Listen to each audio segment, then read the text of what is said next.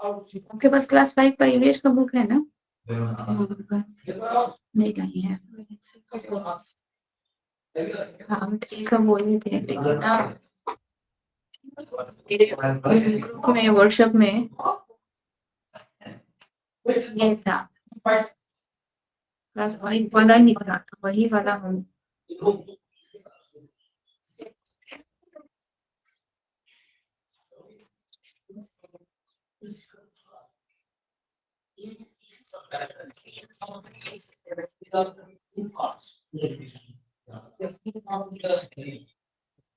देखिए, तो सबको बोलिए शेयर किए हैं।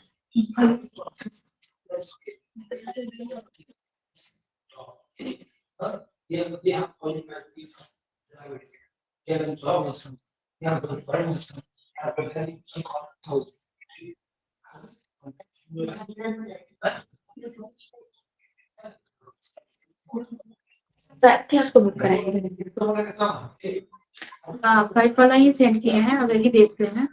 आज हम बात करके आए हैं दुकान में, यहाँ पे बात करेंगे, जिनको बुक्स चाहिए हम उनको प्रोवाइड करवाएंगे।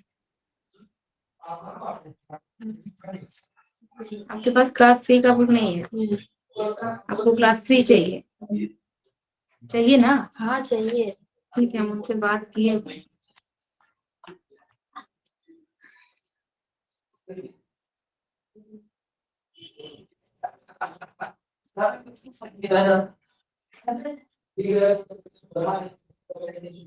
देखिए, आप लोग को स्क्रीन पे दिख रहा है? Yes ma'am. चलिए, ये हम लोग का क्लास 5 का बुक है, कक्षा 5 के लिए ये बुक है। मेरे पास यही पीडीएफ था तो हम यही शेयर किए, कोई बात नहीं। 3 वाला बाद में पढ़ेंगे, पहले 5 वाला पढ़ ले। देखिए, ये जो फर्स्ट पेज रहता है, आप लोग खुद से भी स्क्रीन पे इसको देख सकते हैं। जो फर्स्ट पेज है हम लोग का अमुक, ये पेज, और इसके बाद ये जो सेकंड पेज है, 2 शब्द शिक्षकों और अभिभावकों के लिए, ये दोनों पेज बहुत इंपॉर्टेंट है, क्योंकि इसी से हम लोग का ईवीएस का, आप लोग को बताए थे ना सिलेबस, ईवीएस में 15 मार्क्स का बुक के अंदर से आएगा, और 15 मार्क्स का हम लोग का किससे आएगा? हम लोग का पैडागोजी सेक्शन से आएगा। तो जो पैडागोजी सेक्शन आता है वो इससे ही क्वेश्चन रहता है, इससे रहेगा। और बुक के अंदर हम लोग का नीचे में टीचर्स के लिए कुछ कुछ लाइनें दी जाती है, उस सबसे रिलेटेड आएगा। और इसके बाद जो हम आप लोग को स्टडी मटेरियल भेजेंगे, कुछ पीडीएफ डालेंगे, उससे आप लोग को पैडागोजी से रिलेटेड क्वेश्चन आप लोग को मिल जाएगा। ठीक है, तो हम लोग आज हम लोग यही पढ़ते हैं। फर्स्ट पेज देखिए, फर्स्ट पेज में कितना कुछ दिया रहता है। देखिए, आमुख में दिया हुआ है राष्ट्रीय पाठ्यचर्या की रूपरेखा, एनसीएफ 2005। ठीक है, राष्ट्रीय पाठ्यचर्या की रूपरेखा को हम लोग एनसीएफ कहेंगे, नेशनल करिकुलम एक्टिविटीज। इसमें एनसीएफ 2005 क्या सुझाता है कि बच्चों के स्कूली जीवन को बाहर के जीवन से जोड़ना चाहिए। एनसीएफ 2005 हमको बोलता है कि बच्चे के स्कूली जीवन को किससे हम लोग को रिलेट करके बच्चों को स्टडी करवाना चाहिए, तो बाहरी जीवन से। ठीक है, उनको क्लासरूम के 4 दीवारी के अंदर रख कर पढ़ाने से ज्यादा वो प्रेफरेंस किसको दे रहे हैं? इन्वायरमेंट में जाके बच्चों को हर एक चीज से उसको इंटरेक्ट करवाएं, क्या कैसे पशु पक्षी हैं, पेड़ पौधे, इन सबको दिखाएं, और इन सब से बच्चों को हम लोग इंटरेक्ट करवा के पढ़ाएं। ठीक है, ये एनसीएफ हम लोग का 2005 कहता है। इसके बाद बोला, देखिए, यह सिद्धांत किताबी ज्ञान की उस विरासत के विपरीत है जिसके प्रभाववश हमारी व्यवस्था आज तक स्कूली और घर के बीच के अंतराल बनाए गए हुए। आप लोग के पास बुक नहीं है, नहीं तो हम बोलते जैसे कि ये फर्स्ट लाइन था, इस फर्स्ट लाइन को अंडरलाइन करना था आप लोगों को। ठीक है, जो जो इम्पोर्टेंट है, जहां से क्वेश्चंस आ सकता है, वो चीज आप लोग को अंडरलाइन करना होगा। आप लोग के पास बुक आ जाएगा, 2 से 4 दिन में आप लोग के पास बुक आ जाएगा। ठीक है, नई राष्ट्रीय पाठ्यचर्या पर आधारित पाठ्यक्रम और पाठ्य कौन सा बुक है? EVS class 5। देखिए, पर्यावरण अध्ययन आसपास, कक्षा 5 के लिए पाठ्य पुस्तक, क्लास 5, एनसीईआरटी का है ये। देखिए, एनसीईआरटी का लोगो दिया हुआ है, देखिए, नेशनल काउंसिल ऑफ एजुकेशन, हाँ, रिसर्च एंड ट्रेनिंग, ये वाला, यही बुक हम लोग को लेना है, एनसीईआरटी का लोगो होना चाहिए।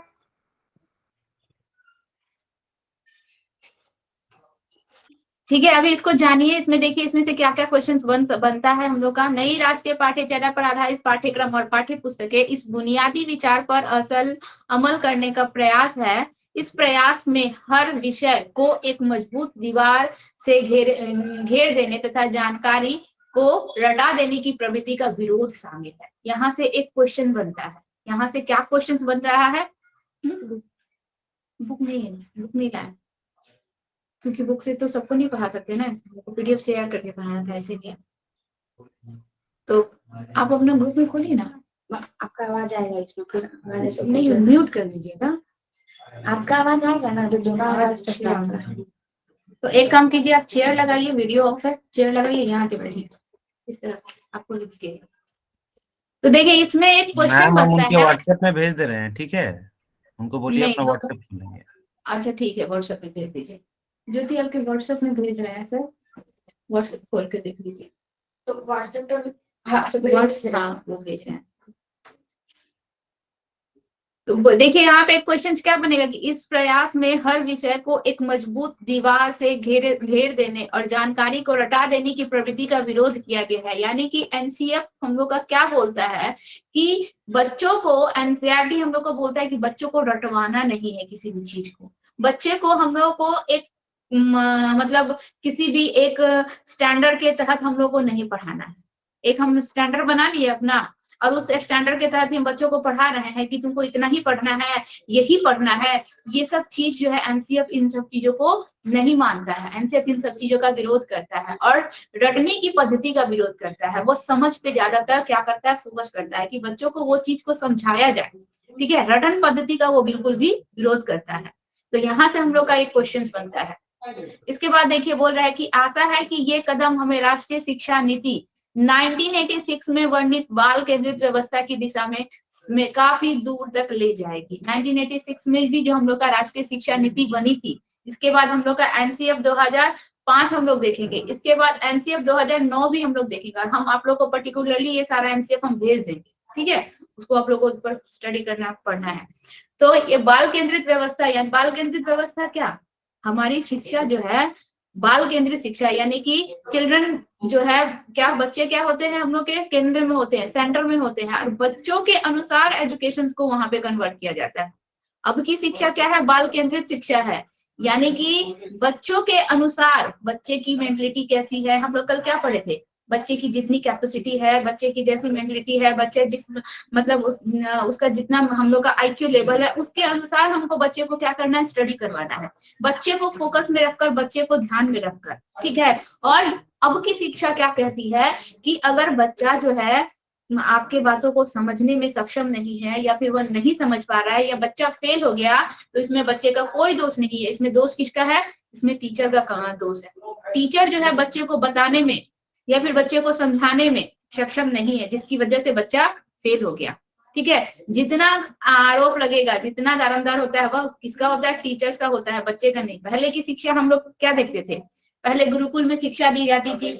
जितना भी बच्चे जो भी होते थे वो क्या होते थे, एक मूक दर्शक की तरह या फिर एक श्रोता की तरह होते थे, सुनने वाले। मात्र वो वर्बली जो भी टीचर बोल रहा है वह सुन रहे हैं और सुन के उसको ऑब्जर्व कर रहे हैं। इसमें टीचर जो है ये नहीं देखता था कि किसकी कैपेसिटी क्या है क्या नहीं है। वो क्या किया, वर्बली सब बोल के समझा के चला गया, जिसको ऑब्जर्व करना है किया, जो नहीं कर पाया वो नहीं कर पाया।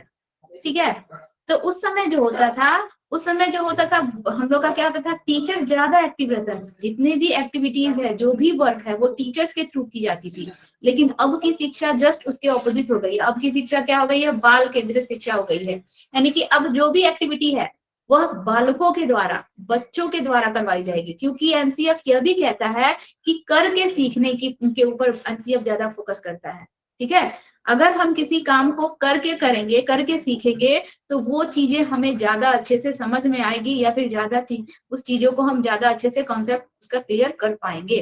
तो एनसीएफ ये कहता है, इसीलिए अब की शिक्षा जो है बालकों को ज्यादा एक्टिव किया जाता है, बालकों से करवाया जाता है, वर्क करवाया जाता है, या फिर बालकों को हम लोग प्रोजेक्ट वर्क देते हैं, उसमें बालक ज्यादा एक्टिव होते हैं, टीचर्स नहीं। टीचर्स के थ्रू, टीचर्स क्या होते हैं, टीचर्स जो है मात्र एक सहायक, एक सपोर्टर के रूप में काम करते हैं, बच्चों को हेल्प करेंगे, उनको सही रास्ता दिखाएंगे, लेकिन जो भी वर्क है, जो भी एक्टिविटी है, वो बालकों के थ्रू करवाई जाती है। ये हम लोग का बाल केंद्रित शिक्षा होती है। इस बाल केंद्रित शिक्षा पे हम लोग का एक टॉपिक है, उसको हम लोग स्टडी करेंगे।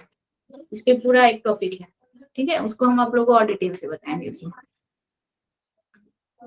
देखिए आगे बोल रहा है कि इस प्रयत्न की सफलता अब तक इस बात पर निर्भर करती है कि स्कूल के प्राचार्य और अध्यापक बच्चों को कल्पनाशील गतिविधियों और सवालों की मदद से सीखने और सिखाने के दौरान अपने अनुभवों पर विचार करने का कितना अवसर देते। यहाँ से एक क्वेश्चन बनता है, ठीक है, हमको बच्चों को क्या देना है, सीखने और सिखाने के दौरान बच्चे जो कुछ भी सीख रहे हैं या फिर हम लोग जो कुछ भी उसको नॉलेज दे रहे हैं, सिखा रहे हैं, उसके दौरान उनके अनुभव पर विचार करने के लिए हमको क्या देना है, बच्चों को अवसर प्रदान करना है, ठीक है, उनको समय देना है ताकि बच्चे जो है उस चीज को अपने माइंड से, अपने तरीके से उसको समझ। यहाँ पे भी एक क्वेश्चन बनता है। अगला बोल रहा है कि हमें यह मानना होगा कि यदि जगह, समय और आजादी दी जाए तो बच्चे बड़ों द्वारा सौंपी गई सूचना सामग्री से जुड़कर और जूझकर नए ज्ञान का सृजन कर सकते हैं। अगर बच्चों को मौका दिया जाए, बच्चे को समय दिया जाए, उतना ज्यादा फ्रीडम दिया जाए, तो बच्चे भी क्या कर सकते हैं, बड़ों की तरह अपने समझ के अनुसार, अपने ज्ञान के अनुसार नए चीजों को क्रिएट कर सकते हैं, नए चीजों का वो निर्माण कर सकते हैं। ठीक है, यहाँ से भी हम लोग का क्वेश्चन आता है, और क्वेश्चन ऐसे सिंपल सिंपल नहीं रहेगा, क्वेश्चन घुमा कर कहानी में दिया जाता है। क्वेश्चन कैसा आया था, अगला देखिए, बोला है शिक्षा के विविध साधनों और स्रोतों की अनदेखी किए जाने का प्रमुख कारण पाठ्य पुस्तक को परीक्षा का एकमात्र आधार बनाने की प्रवृत्ति है। यहाँ से क्वेश्चन उतना, यहाँ ये लाइन उतना इम्पोर्टेंट नहीं है। आगे देखिए, सर्जना और पहल को विकसित करने के लिए जरूरी है कि हम बच्चों को सीखने की प्रक्रिया में पूरा भागीदार माने और बनाएं। ठीक है, सर्जना का मतलब है बच्चों को क्रिएटिव बनाना, बच्चे ज्यादा से ज्यादा खुद से किसी न किसी चीज को क्रिएट कर सके, ठीक है, नए नए एक्सपेरिमेंट कर सके। इन सब चीजों के लिए हमें क्या करना है, बच्चे को ज्यादा से ज्यादा किसी भी प्रक्रिया को, किसी भी एक्टिविटी को में पार्टिसिपेट करने के लिए हमें बच्चों को क्या करना है, मोटिवेट करना है। उन्हें ज्ञान की निर्धारित खुराक पर ग्राहक मानना छोड़ दे। मतलब हम ज्ञान देंगे, कहने का मतलब यहाँ पे क्या है कि हम ज्ञान देंगे तो ही बच्चे ऑब्जर्व करेंगे और उतना ही बच्चे सीखेंगे और उतना ही बच्चे समझेंगे, यानी कि वो फुल्ली डिपेंड टीचर्स पे डिपेंडेंट है, ये समझना हम छोड़ दे। बच्चे क्या है, बच्चे, हम लोग के प्याजे जी कहते हैं कि बच्चे जो होते हैं नन्हे अन्वेषक होते हैं, यानी कि एक साइंटिस्ट होते हैं। वो अपने ज्ञान के द्वारा, अपने एक्टिविटी के थ्रू, इन्वायरमेंट से इंटरेक्ट होके खुद से जो है नई नई चीजों का वो निर्माण कर सकते हैं। प्याजी जी हम लोग का ये कहते हैं। तो बच्चों को टीचर्स के ऊपर केवल डिपेंडेंट होना आप समझना छोड़ दीजिए, क्योंकि बच्चे जो होते हैं वो केवल टीचर के ज्ञान के ऊपर डिपेंडेंट नहीं होते हैं, वह खुद से भी नई नई चीजों को क्रिएट करने की उनमें कैपेसिटी होती है। ठीक है, इसके बाद बोल रहा है ये उद्देश्य स्कूल के दैनिक जिंदगी और कार्यशैली में काफी फेरबदल की मांग करते हैं। दैनिक समय सारणी में लचीलापन उतना ही जरूरी है जितना वार्षिक कैलेंडर के असल में चुस्ती, जिससे शिक्षण के लिए नियत दिनों की संख्या हकीकत बन सके। शिक्षण और मूल्यांकन की विधियां भी इस बात को तय करेगी कि पाठ्य पुस्तक स्कूल में बच्चों के जीवन को मानसिक दबाव और बोरियत की जगह खुशी का अनुभव कराने की कितना प्रभावी सिद्ध होती है। ठीक है, मतलब हम लोग को जिस भी हम लोग शिक्षण विधि के द्वारा बच्चों को शिक्षण करवा रहे हैं, या फिर जिस तरीके से हम बच्चों का मूल्यांकन कर रहे हैं, ठीक है, मूल्यांकन करने का मतलब क्या हो गया, हमने बच्चों को कुछ बताया, समझाया, अब हम जानेंगे कि बच्चे जो है हमारे बताए मैडम इवैल्यूएशन, हाँ यस, तो बच्चे जो है हमारे, जैसे कि आप लोग से हम कुछ भी अगर कोई टॉपिक पढ़ा देते हैं तो हम प्रीवियस टॉपिक्स का कुछ क्वेश्चन जो पूछते हैं आप लोगों से, तो हम क्या कर रहे हैं, आप लोगों का मूल्यांकन ही ना कर रहे हैं कि हमारा बताया वो चीज आपके माइंड में कितना है, चाहे आप उसको कितना ज्यादा समझ सके। यही चीज ना करते हैं। जैसे कि आप लोग को हम डेवलपमेंट टॉपिक पढ़ा दिए, उससे रिलेटेड क्वेश्चंस पूछ लेते हैं। हम आप लोग को हेरिडिटी एंड एनवायरनमेंट करवा दिए, उससे रिलेटेड कुछ क्वेश्चंस पूछ लेते हैं। तो हम उसके आंसर से क्या है कि आप जो आंसर्स देती है उससे हमको सेटिस्फेक्शन होता है कि हाँ हमने जो बताया वो आपको आया है समझ में, या फिर आपके माइंड में वो चीजें हैं। तो ये चीजें हम लोग को बच्चों को टाइम टाइम पे करवाते रहना चाहिए। इसके बाद बोल रहा है कि बोझ की समस्या से निपटने के लिए पाठ्यक्रम निर्माताओं ने विभिन्न चरण में ज्ञान की पुनर्निर्धारण करते समय बच्चों को मनोविज्ञान और अध्ययन के लिए उपलब्ध समय का ध्यान रखने की पहले से अधिक सचेत कोशिश की है। इस कोशिश को और गहराने के यत्न में यह पाठ्य पुस्तक सोच विचार और विस्मय छोटे समूहों में बातचीत और बहस और हाथ से की जाने वाली गतिविधियों को प्राथमिकता देती है। इसमें ये सब कुछ इम्पोर्टेंट नहीं है, ठीक है। इसके बाद हम लोग का कुछ इम्पोर्टेंट नहीं है जो है हम लोग का, हम आपको बता रहे हैं। देखिए इसके बाद यहाँ से हम लोग का क्वेश्चन बनता है कि राष्ट्रीय पाठ्यचर्या की रूपरेखा यानी कि एनसीएफ 2005 जो है पर्यावरण अध्ययन को कक्षा 3-5 तक एक विषय के रूप में देखती है। यहाँ से एक क्वेश्चन बनता है और प्राय क्वेश्चन बनता है।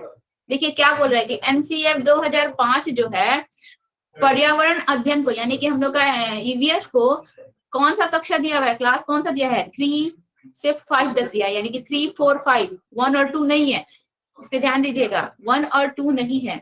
तो कक्षा 3 से 5 तक एक विषय के रूप में देखती है। हम लोग 1 और 2 में ईवीएस को नहीं पढ़ते हैं, कक्षा 3 से लेकर 5 तक ही हम लोग ईवीएस पढ़ते हैं। ऐसा क्यों? क्योंकि कक्षा 1 और 2 में जो है ईवीएस की जो भी बुक है, पर्यावरण से जो भी रिलेटेड चीजें हैं उसको मैथ और गणित, ये हिंदी के माध्यम से, मैथ्स और हिंदी के माध्यम से बच्चों को ईवीएस से रिलेटेड जो भी चीजें हैं उसके माध्यम से बताई जाती है। हम आप लोगों को बता रहे हैं कैसे बताई जाती है। तो एनसीएफ 2005 जो है कक्षा 3 से 5 तक इसको एक विषय के रूप में देखती है। यह विषय विज्ञान, सामाजिक अध्ययन और पर्यावरण से जुड़ी अवधारणा और मुद्दों को समेकित रूप में देखती है। समेकित का मतलब होता है कंबाइंड रूप में। किस किस चीजों को? वो देखिए हम लोग का साइंस भी उसमें रहेगा। ईवीएस जो हम लोग पढ़ेंगे इसमें साइंस से भी रिलेटेड क्वेश्चंस रहेगा, इसमें हम लोग का सोशल स्टडी से भी रिलेटेड क्वेश्चन रहेगा और हम लोग का इन्वायरमेंट से भी रिलेटेड क्वेश्चंस रहेगा, ठीक है। तो ये सारी चीजें, इन सभी चीजों की जानकारी जो है एक ही टॉपिक के माध्यम से बच्चों को दी जाती है। कौन कौन से क्लासेस में? कक्षा 3, 4 और 5 में। तो कक्षा 1 और 2 में यह विषय नहीं है। देखिए यहाँ पे प्रश्न आप लोग का ऊपर में जो था उसी का यहाँ पे आंसर दिया हुआ है कि कक्षा 1 और 2 में यह विषय नहीं है, परंतु इससे जुड़े मुद्दे को भाषा और गणित के माध्यम से बताए जाने की बात है। क्लास 1 और 2 में ईवीएस की पुस्तक नहीं होती है, उससे जुड़े जितने भी बातें होती है, चाहे हम लोग की इन्वायरमेंट से रिलेटेड कुछ क्वेश्चंस हो, सोशल स्टडी से रिलेटेड हो या फिर हम लोग का साइंस से रिलेटेड हो, उसको हम लोग भाषा और गणित के माध्यम से बच्चों को पढ़ाते हैं। अतः कक्षा 1 और 2 में इसकी कोई पाठ्य पुस्तक नहीं है। पता है कैसे हम लोग लैंग्वेज या फिर मैथ्स के माध्यम से बच्चों को पढ़ाते हैं? हम लोग सपोज दैट भाषा हम लोग जो भी बोलते हैं, हिंदी भाषा बोल रहे हैं चाहे जो भी भाषा बोल रहे हैं, उसमें हम लोग जैसे हम लोग पढ़ते हैं अ से अनार, आ से आम, ई से इमली। तो ये क्या है? अनार, आम, इमली, ये जो फले हैं ये सब हमारे इन्वायरमेंट से रिलेटेड है। चाहे बच्चों को गणित पढ़ाया जाता है तो बच्चों को गणित ऐसे क्रिएटिव तरीके से पढ़ाया जाता है कि बच्चे उस चीज को समझ ले कि तुम्हारे पास 5 आम है, हमने तुमसे 2 आम ले लिए तो तुम्हारे पास कितने आम बचे। तो इस तरीके से बच्चों को क्लास 1 और 2 में इस तरीके से बच्चों को भाषा के माध्यम से और गणित के माध्यम से बच्चों को हम लोग का इन्वायरमेंट का स्टडी दिया जाता है। समझ में आया?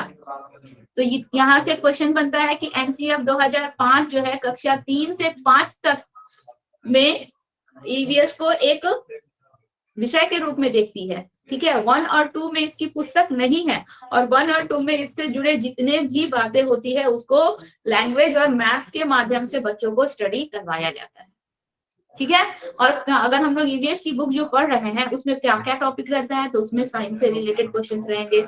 साइंस से रिलेटेड हम लोग को नॉलेज दिया जाता है। सामाजिक अध्ययन से यानी कि हम लोग का एसएसटी से रिलेटेड हो जाएगा, पर्यावरण से रिलेटेड हो जाएगा, ये सारी चीजें उसमें मिक्स रहती है। चलिए इसके बाद देखिए दिया हुआ है कि यह पाठ्य पुस्तक बाल केंद्रित है। अभी अभी हम आप लोग को उस पर डिस्कस किए, बाल केंद्रित यानी कि सेंटर, ये चिल्ड्रन सेंटर, ठीक है, यानी कि जिसमें बच्चों को फोकस किया जाता है, बच्चों को ध्यान दिया जाता है, ठीक है। बच्चे के हर एक फैसिलिटी को ध्यान में रखकर हम लोग करिकुलम बनाएंगे। टीचर्स को बच्चे का ध्यान रखना है, बच्चे के मेंटल स्टेटस का ध्यान रखना है, उसकी क्या कैपेसिटी है, वो कितना ऑब्जर्व कर सकता है, क्लासरूम में हर एक बच्चे पे फोकस करना है। टीचर की जिम्मेवारी होती है कि वह बच्चे के का दायित्व उसके ऊपर होता है कि बच्चा जो है वह किसी चीज को समझे, या बच्चा जो है किसी चीज के विषय में अच्छा ज्ञान रखे, वह टीचर का दायित्व होता है। अगर बच्चा उसमें असफल है यानी कि टीचर असफल है, उसमें बच्चे का कोई दोष नहीं है।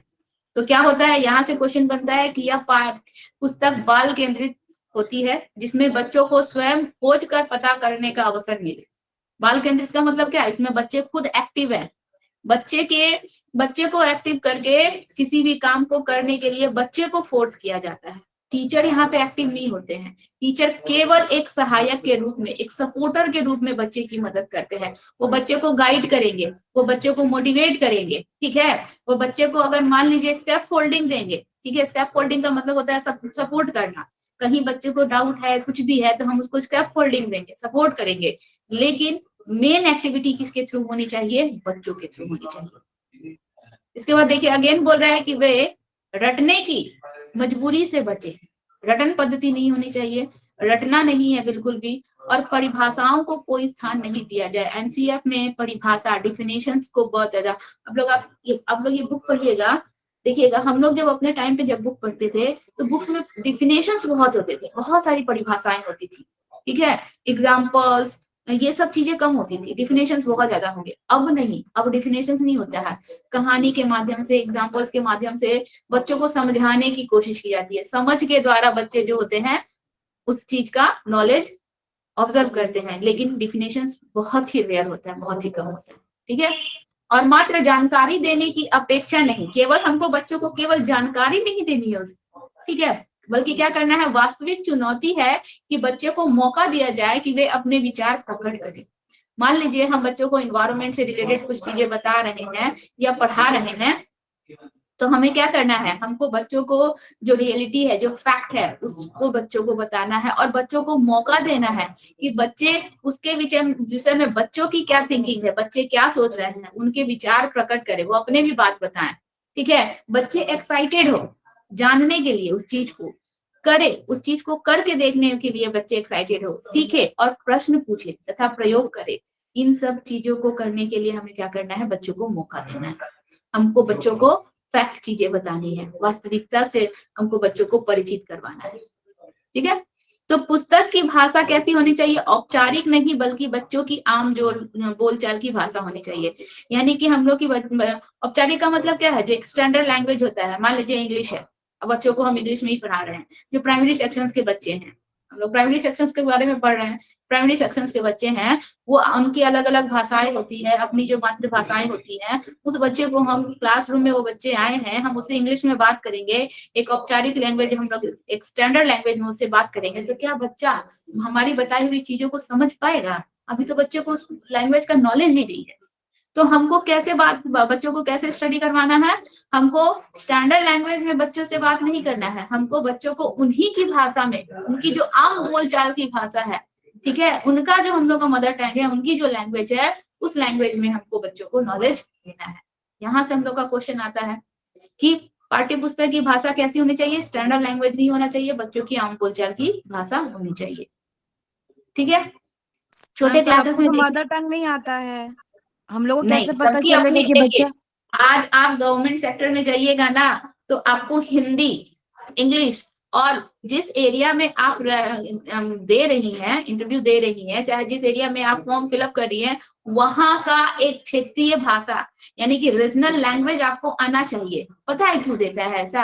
क्योंकि वो उस एरिया के बच्चे हैं, ठीक है, उस एरिया के बच्चे हैं, ज्यादातर वो उस एरिया में रह रहे हैं, उसी एरिया के लैंग्वेज को यूज कर रहे हैं, तो टीचर को वो लैंग्वेज आना चाहिए ताकि बच्चे जो हैं उस लैंग्वेज को, टीचर उस लैंग्वेज में उनको बता सके और बच्चे उसके नॉलेज को ऑब्जर्व कर सके। आप ये चीज नोटिस की है कि एक जो लैंग्वेज होता है रीजनल लैंग्वेज, हम लोग ईवीएल, ये सीटेट का भी एग्जाम देते हैं तो हम लोग का फर्स्ट लैंग्वेज तो एक हिंदी हो गया, और जो सेकंड लैंग्वेज होता है उसमें बहुत सारे ऑप्शंस होते हैं। आप इंग्लिश चूज कीजिए, संस्कृत लीजिए, उर्दू लीजिए, खोटा लीजिए, कुछ भी रीजनल लैंग्वेज होते हैं सारे। ठीक है, क्यों ये रीजनल लैंग्वेज होते हैं कि बच्चे जो है प्राइमरी सेक्शंस में बच्चे जो है स्टैंडर्ड लैंग्वेज का यूज नहीं जानते हैं, उनको नहीं। मान लीजिए अलग अलग एरिया से बच्चे आ रहे हैं, तो क्या बच्चे जो है इंग्लिश जान रहे हैं? या फिर मान लीजिए हम लोग का ये झारखंड क्षेत्र के बच्चे ही हैं, तो बहुत से बच्चों को स्टैंडर्ड लैंग्वेज में हिंदी का ही बहुत अच्छा नॉलेज है नहीं। तो प्राइमरी लेवल पे बच्चों को उन्हीं की भाषा में हमको बताना है। आप देखिएगा छोटे क्लासेस के बच्चों को इंग्लिश में टीचर्स टॉक करते हैं नहीं, उनको उन्हीं की लैंग्वेज में बात किया जाता है। और मोस्टली उनका लैंग्वेज क्या है? हिंदी। आजकल हर किसी को हिंदी आती है, तो हम लोग क्या करेंगे उनके आम बोलचाल की भाषा में। या फिर बहुत रूरल एरिया हो गया तो वहां पे देखिएगा, मान लीजिए झारखंड की ही बात कर रहे हैं, खोट्टा है, ये सब भाषाओं में टीचर्स जो है बात करते हैं बच्चों से। उनको नहीं समझ में आ रहा है, मान लीजिए हमारे क्लास में बहुत सारे लैंग्वेज वाले बच्चे हैं, किसी बच्चे को नहीं समझ में आ रहा है तो टीचर्स जान रहा है कि उसको नहीं समझ में आ रहा है, तो टीचर उससे उस लैंग्वेज में बात करके उसको समझाने की कोशिश करेगा। और फिर धीरे धीरे धीरे धीरे जो है वह बच्चा जो है उसको स्टैंडर्ड लैंग्वेज बताया जाता है। इसके बाद उनको एक स्टैंडर्ड लैंग्वेज में पूरे क्लास को क्लास दिया जाता है। लेकिन शुरुआत में स्टैंडर्ड लैंग्वेज में बच्चों को क्लास नहीं दिया जाता है, उन्हीं की भाषा में उनको क्लास दिया जाता है, बताया जाता है। ठीक है, बच्चे स्कूल में गए और मैम इंग्लिश में ही टॉक करने लगी, इंग्लिश में ही बोलने लगी, और बच्चे मुंह आके सुन रहे हैं, उनको कुछ समझ ही में नहीं आ रहा है। ऐसा होता है? नहीं होता है। सीनियर क्लासेस से बच्चों को 4-5 से बच्चों को है, 3 से बच्चों को स्टैंडर्ड लैंग्वेज में टीचर्स बात करती हैं या स्टैंडर्ड लैंग्वेज में स्टडी करवाती है। लेकिन प्राइमरी सेक्शंस में बच्चे जो है, केजी है, नर्सरी है, प्रेब है, इन सब में बच्चों को उन्हीं की भाषा में बात किया जाता है, और धीरे धीरे स्टैंडर्ड लैंग्वेज के माध्यम से फिर उनको वो चीजें बताई जाती है। ठीक है, तो आम बोलचाल की भाषा का प्रयोग करना है हमको, स्टैंडर्ड लैंग्वेज शुरुआत में नहीं यूज करनी है।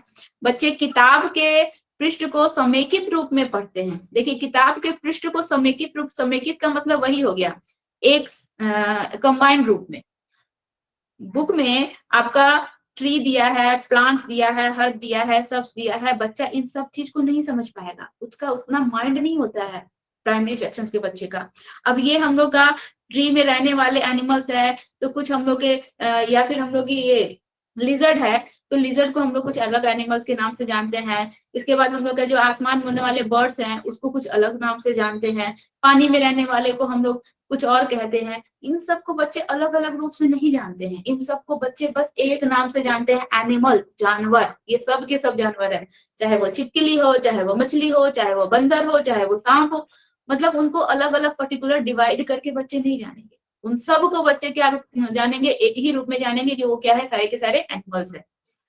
इसके बाद वो पर्टिकुलरली वो सबको डिवाइड करेंगे कि अच्छा ये पेड़ में रहने वाला है, पानी में रहने वाला एक्वाटिक एनिमल्स कहलाता है, आसमान में उड़ने वाला हम लोग का अलग एनिमल्स कहलाता है। तो ये धीरे धीरे बच्चे जानेंगे, लेकिन शुरुआती दौर में बच्चे क्या जानेंगे कि ये सारे के सारे क्या है, एनिमल्स है। और प्लांट्स में कि ये ट्री है, ये हर्ब है, ये सब्स है, ये नहीं जानेंगे बच्चे शुरुआती दौर में। सब के सब क्या है, सब के सब प्लांट है, सबको एक ही नाम से वो लोग जानेंगे। ठीक है, मैम ये कॉग्निटिव कॉग्निटिव डेवलपमेंट नहीं है, ये हम लोग ईवीएस पढ़ रहे हैं। कॉग्निटिव डेवलपमेंट हम लोग नहीं पढ़ रहे हैं। मैडम आप नहीं मैम कॉग्निटिव पूछना डेवलपमेंट चाह नहीं रहे थे, पढ़ाई माइंड हैं। का डेवलपमेंट हो रहा है इसका मतलब? कॉग्निटिव डेवलपमेंट पढ़ाएंगे। आप बोलिए सुबह जो कुछ बोल रहे हैं। मैम माइंड का डेवलपमेंट मतलब कॉग्निटिव एक तरह से साइंस से भी तो लोग सीख रहे हैं ना। माइंड तो का डेवलपमेंट शायद मतलब कॉग्निटिव डेवलपमेंट नहीं होता है। यस अब मैम। पहले आप अपना क्वेश्चन कंप्लीट कीजिए, क्या बोल रहे हैं। मैम यही पूछना चाह रहे थे, डाउट था इसमें।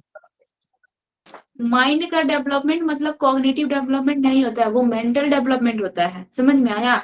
किसी भी टॉपिक के विषय में जानना समझना हम लोग का ये कहलाता है, मतलब हम लोग का समझ का निर्माण। कॉग्निशंस का मतलब होता है समझ, ठीक है, हमारा अंडरस्टैंडिंग, हम उस चीज को कितना समझ रहे हैं, कितना जान रहे हैं, ये हम लोग का कॉग्निशंस कहलाता है। वो चीज अलग है। ठीक है, अब हम सीटेट क्या होता है, सीटेट से क्या, सीटेट का फुल फॉर्म क्या होता है, सीटेट क्या होता है, हम इसके बारे में हमारी समझ है, हमारा नॉलेज है, ये हमारा कॉग्निशंस कहलाया। ये हमारा इसको हम लोग कॉग्निशंस कहते हैं। ठीक है, किसी भी विषय के विषय में जानना समझना, ये हमारा कॉग्निशंस कहलाता है। यहाँ पे हम लोग कॉग्निटिव डेवलपमेंट नहीं पढ़ रहे हैं, हम लोग ईवीएस पढ़ रहे हैं। हम आप लोग को बोले ना कि आप लोग को जो नेक्स्ट टॉपिक जाएगा उसके लिए हम आप लोग को 1 दिन का टाइम देंगे, इसलिए आज हम आप लोग को ईवीएस करवा रहे हैं। और आप लोग के ईवीएस का बुक भी आप लोग को प्रोवाइड हो जाएगा, उसके लिए टेंशन मत लीजिए, क्योंकि ये सब में अंडरलाइन करना होगा। देखिए इसके बाद बोल रहा है उसमें दिए शब्दों चित्रों आदि को अलग अलग नहीं देखते हैं बच्चे, सबको एक रूप में देखते हैं और जानते हैं। तो इस पुस्तक के पृष्ठ को भी उसी नजर से बनाया गया है। हम लोग बुक जो पढ़ेंगे तो देखिएगा दिखेगा, और बच्चे इसका इस्तेमाल भी उसी समय की तरह से करते हैं। मतलब जो भी चीजें हैं, हर चीज को, अगर जानवर भी है, एनिमल्स भी है, तो बड़ा छोटा एनिमल्स के रूप में नहीं जानेंगे, सबको एनिमल्स एक ही नाम से जानेंगे। सब क्या है? एनिमल्स है।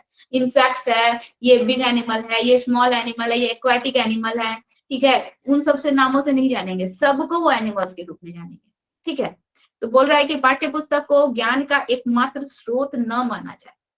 केवल पुस्तक ही हम लोग को नॉलेज देता है और पुस्तक के माध्यम से ही, किताबों के माध्यम से ही हम लोग नॉलेज एक्वायर करते हैं, ये गलत है।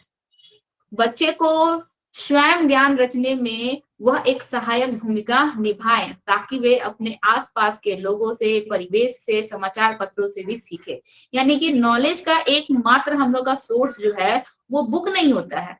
बुक के अलावा बच्चे अपने जो है पूर्वजों से, अपने घर परिवार, पेरेंट्स से भी बहुत कुछ नॉलेज एक्वायर करते हैं। इसके बाद बच्चे टीवी देखते हैं, टेलीविजन देखते हैं, उसमें भी बहुत कुछ उनको नॉलेज होता है। बच्चे अपने आसपास के एनवायरनमेंट से बहुत कुछ ऑब्जर्व करते हैं। बच्चे जो न्यूज़पेपर पढ़ते हैं, उन सब से भी, न्यूज़पेपर के माध्यम से भी बच्चों को बहुत ज्यादा नॉलेज होता है। तो इन सब चीजों के माध्यम से भी बच्चे जो है न्यूज क्या करते हैं, नॉलेज जानते हैं। तो नॉलेज का एकमात्र उनका सोर्स क्या है? बुक नहीं है। बुक के अलावा बच्चे बहुत जगह से नॉलेज लेते हैं। ठीक है, चलिए इसके बाद बोल रहा है कि इस पुस्तक में दिए पाठों में आम जिंदगी की वास्तविक घटनाओं, रोजमर्रा की समस्या और आज से जुड़ी कुछ ज्वलंत समस्याओं को डाला गया है। हम लोग अलग अलग टॉपिक पढ़ेंगे, जैसे कि इसमें हम लोग क्या पढ़ेंगे इस ईवीएस की बुक में, ये चाहे पेट्रोल ईंधन हो या पानी, चाहे जंगल और जानवर की सुरक्षा हो या प्रदूषण, इन सभी पर खुलकर यहाँ पे हम लोग क्या करेंगे, भरपूर मौके हैं जिनसे बच्चे जूझे, इनके प्रति संवेदनशील हो। ठीक है, मतलब पेट्रोल की समस्या है, पानी की समस्या है, जानवरों के सुरक्षा की समस्या है, पॉल्यूशन की समस्या है, इन सारे टॉपिक्स पे हम लोग को इस बुक में चर्चा करनी है, बच्चों के साथ डिस्कस करना है। और इसमें कुछ नहीं है। चलिए ये देखिए, ये बहुत इंपॉर्टेंट है, यहाँ से क्वेश्चन आता है। क्या बोल रहा है? नए पाठ्यक्रम में इस विषय को 6 थीम में बांटा गया है। ठीक है, ये जो हम लोग का ईवीएस का बुक है, इसमें हम लोग जो भी टॉपिक्स पढ़ेंगे, इसको हम लोग 6 थीम में डिवाइड करके इसको क्या किया गया है, बांट दिया गया है। वो 6 थीम क्या क्या है? थीम 1 जो दिया हुआ है, परिवार और मित्र, यानी कि हम लोग इस बुक में बहुत सारे चैप्टर्स पढ़ेंगे, लेकिन उस चैप्टर्स को क्या किया गया है, 6 थीमों में बांट दिया गया है। किसी में हम लोग फैमिली और फ्रेंड सर्कल से रिलेटेड टॉपिक्स पढ़ेंगे, किसी में हम लोग क्या पढ़ेंगे, अपने फूड से रिलेटेड टॉपिक पढ़ेंगे, कहीं हम लोग पानी की समस्या से रिलेटेड पढ़ेंगे, कहीं घर वर से रिलेटेड चीजों को पढ़ेंगे, और कहीं पे हम लोग किसी भी चीज को हम कैसे बनाते हैं या कोई भी चीज हम लोग कैसे एक्वायर करते हैं, इन सब चीजों से रिलेटेड हम लोग टॉपिक को पढ़ेंगे। तो बहुत सारे टॉपिक्स हैं, बहुत सारे, ये 6 थीम है और बहुत सारे चैप्टर्स है। वो सारे के सारे चैप्टर जो हैं अलग अलग थीम में क्या हो जाएंगे, डिवाइड हो जाएंगे। देखिए पहला, इसको याद रखिएगा, यहाँ से क्वेश्चन आता ही आता है। हम लोग क्या पढ़ रहे हैं कि विषय को कितने थीमों में, 6 थीमों में बांट दिया गया है। पहला थीम है हम लोग का परिवार और मित्र। ठीक है, पहला थीम क्या है, परिवार और मित्र। इस परिवार और मित्र जो पहला थीम है, इसके भी 4 हम लोग के क्या है, सब थीम है, उप थीम है। ठीक है ज्योति जी, समझ में आ रहा है ना? हाँ मैडम। पहला थीम है हम लोग का परिवार और मित्र, इसके भी हम लोग के क्या है, 4 सब थीम है, यानी कि उप थीम है। इसके अंदर हम लोग का क्या क्या आता है, परिवार और मित्र के अंतर्गत हम लोग का आपसी संबंध, काम और खेल, जानवर और पौधे, ये हम लोग का परिवार और मित्र जो थीम था, इसके सब थीम है। इसके बाद देखिए, परिवार और मित्र के बाद हम लोग का और भी क्या है, 6 थीम थे ना। तो पहला परिवार और मित्र, दूसरा हो जाता है भोजन, तीसरा हो जाता है पानी, चौथा हो जाता है आवास, पांचवा हो जाता है यात्रा और छठा हो जाता है हम चीजें कैसे बनाते हैं। ठीक है, हम चीजें कैसे बनाते हैं, ये हम लोग का थीम है। तो टोटल कितने थीम हो गए? 6 थीम हो गए। 6 थीम में पहला थीम है परिवार और मित्र, दूसरा थीम हो जाएगा भोजन, तीसरा थीम हो जाएगा पानी, चौथा आवास, पांचवा यात्रा और छठा हम चीजें कैसे बनाते हैं। और परिवार और मित्र थीम के अंदर हम लोग के जो सब थीम आते हैं वो है आपसी संबंध, काम और खेल, जानवर और पौधे। समझ में आया? ठीक है, बस अब इसमें हम लोग को इतना ही जानना था। ये सब थीम्स में ही डिवाइड करके कौन कौन सा चैप्टर परिवार और मित्र के हम लोग देखिए अंदर कौन कौन से चैप्टर आ रहे हैं। तो चैप्टर 18, 22 ये हम लोग का परिवार और मित्र के अंदर आएगा। इसके बाद पानी देखिए चैप्टर हम लोग का सिर्फ 6 है, 7 है, 8 है। आवास के अंदर चैप्टर 13, 14 ये सारे ऐसे डिवाइड करके दिया हुआ है। ये सब हम लोग को उतना नहीं पढ़ना है अभी चैप्टर्स में आइए। इसको नहीं जाना, इसमें कुछ नहीं दिया हुआ है। देखिए ये है हम लोग का इंडेक्स चैप्टर्स सारे। विषय हम लोग का फर्स्ट चैप्टर है कैसे पहचाना चींटी ने दोस्त को, सपेरे की कहानी। हम लोग पहला चैप्टर देखते हैं। रुकिए इसको शेयर करना होगा चैप्टर के लिए। चलिए कौन कौन से थीम थे शुभानु जी बताइए, कितने थीम है हम लोग के टोटल? मैम टोटल 6 थीम है कौन कौन से? मैम। पहला परिवार और उसके साथ जो है दूसरा भोजन, तीसरा तीसरा चौथा पांचवा छठा भूल रहे हैं मैम, बता देंगे याद करके। और पहला का बताइए भी चार बाकी और कौन बताए? पहला का भी 4 पार्ट में डिवाइडेड है।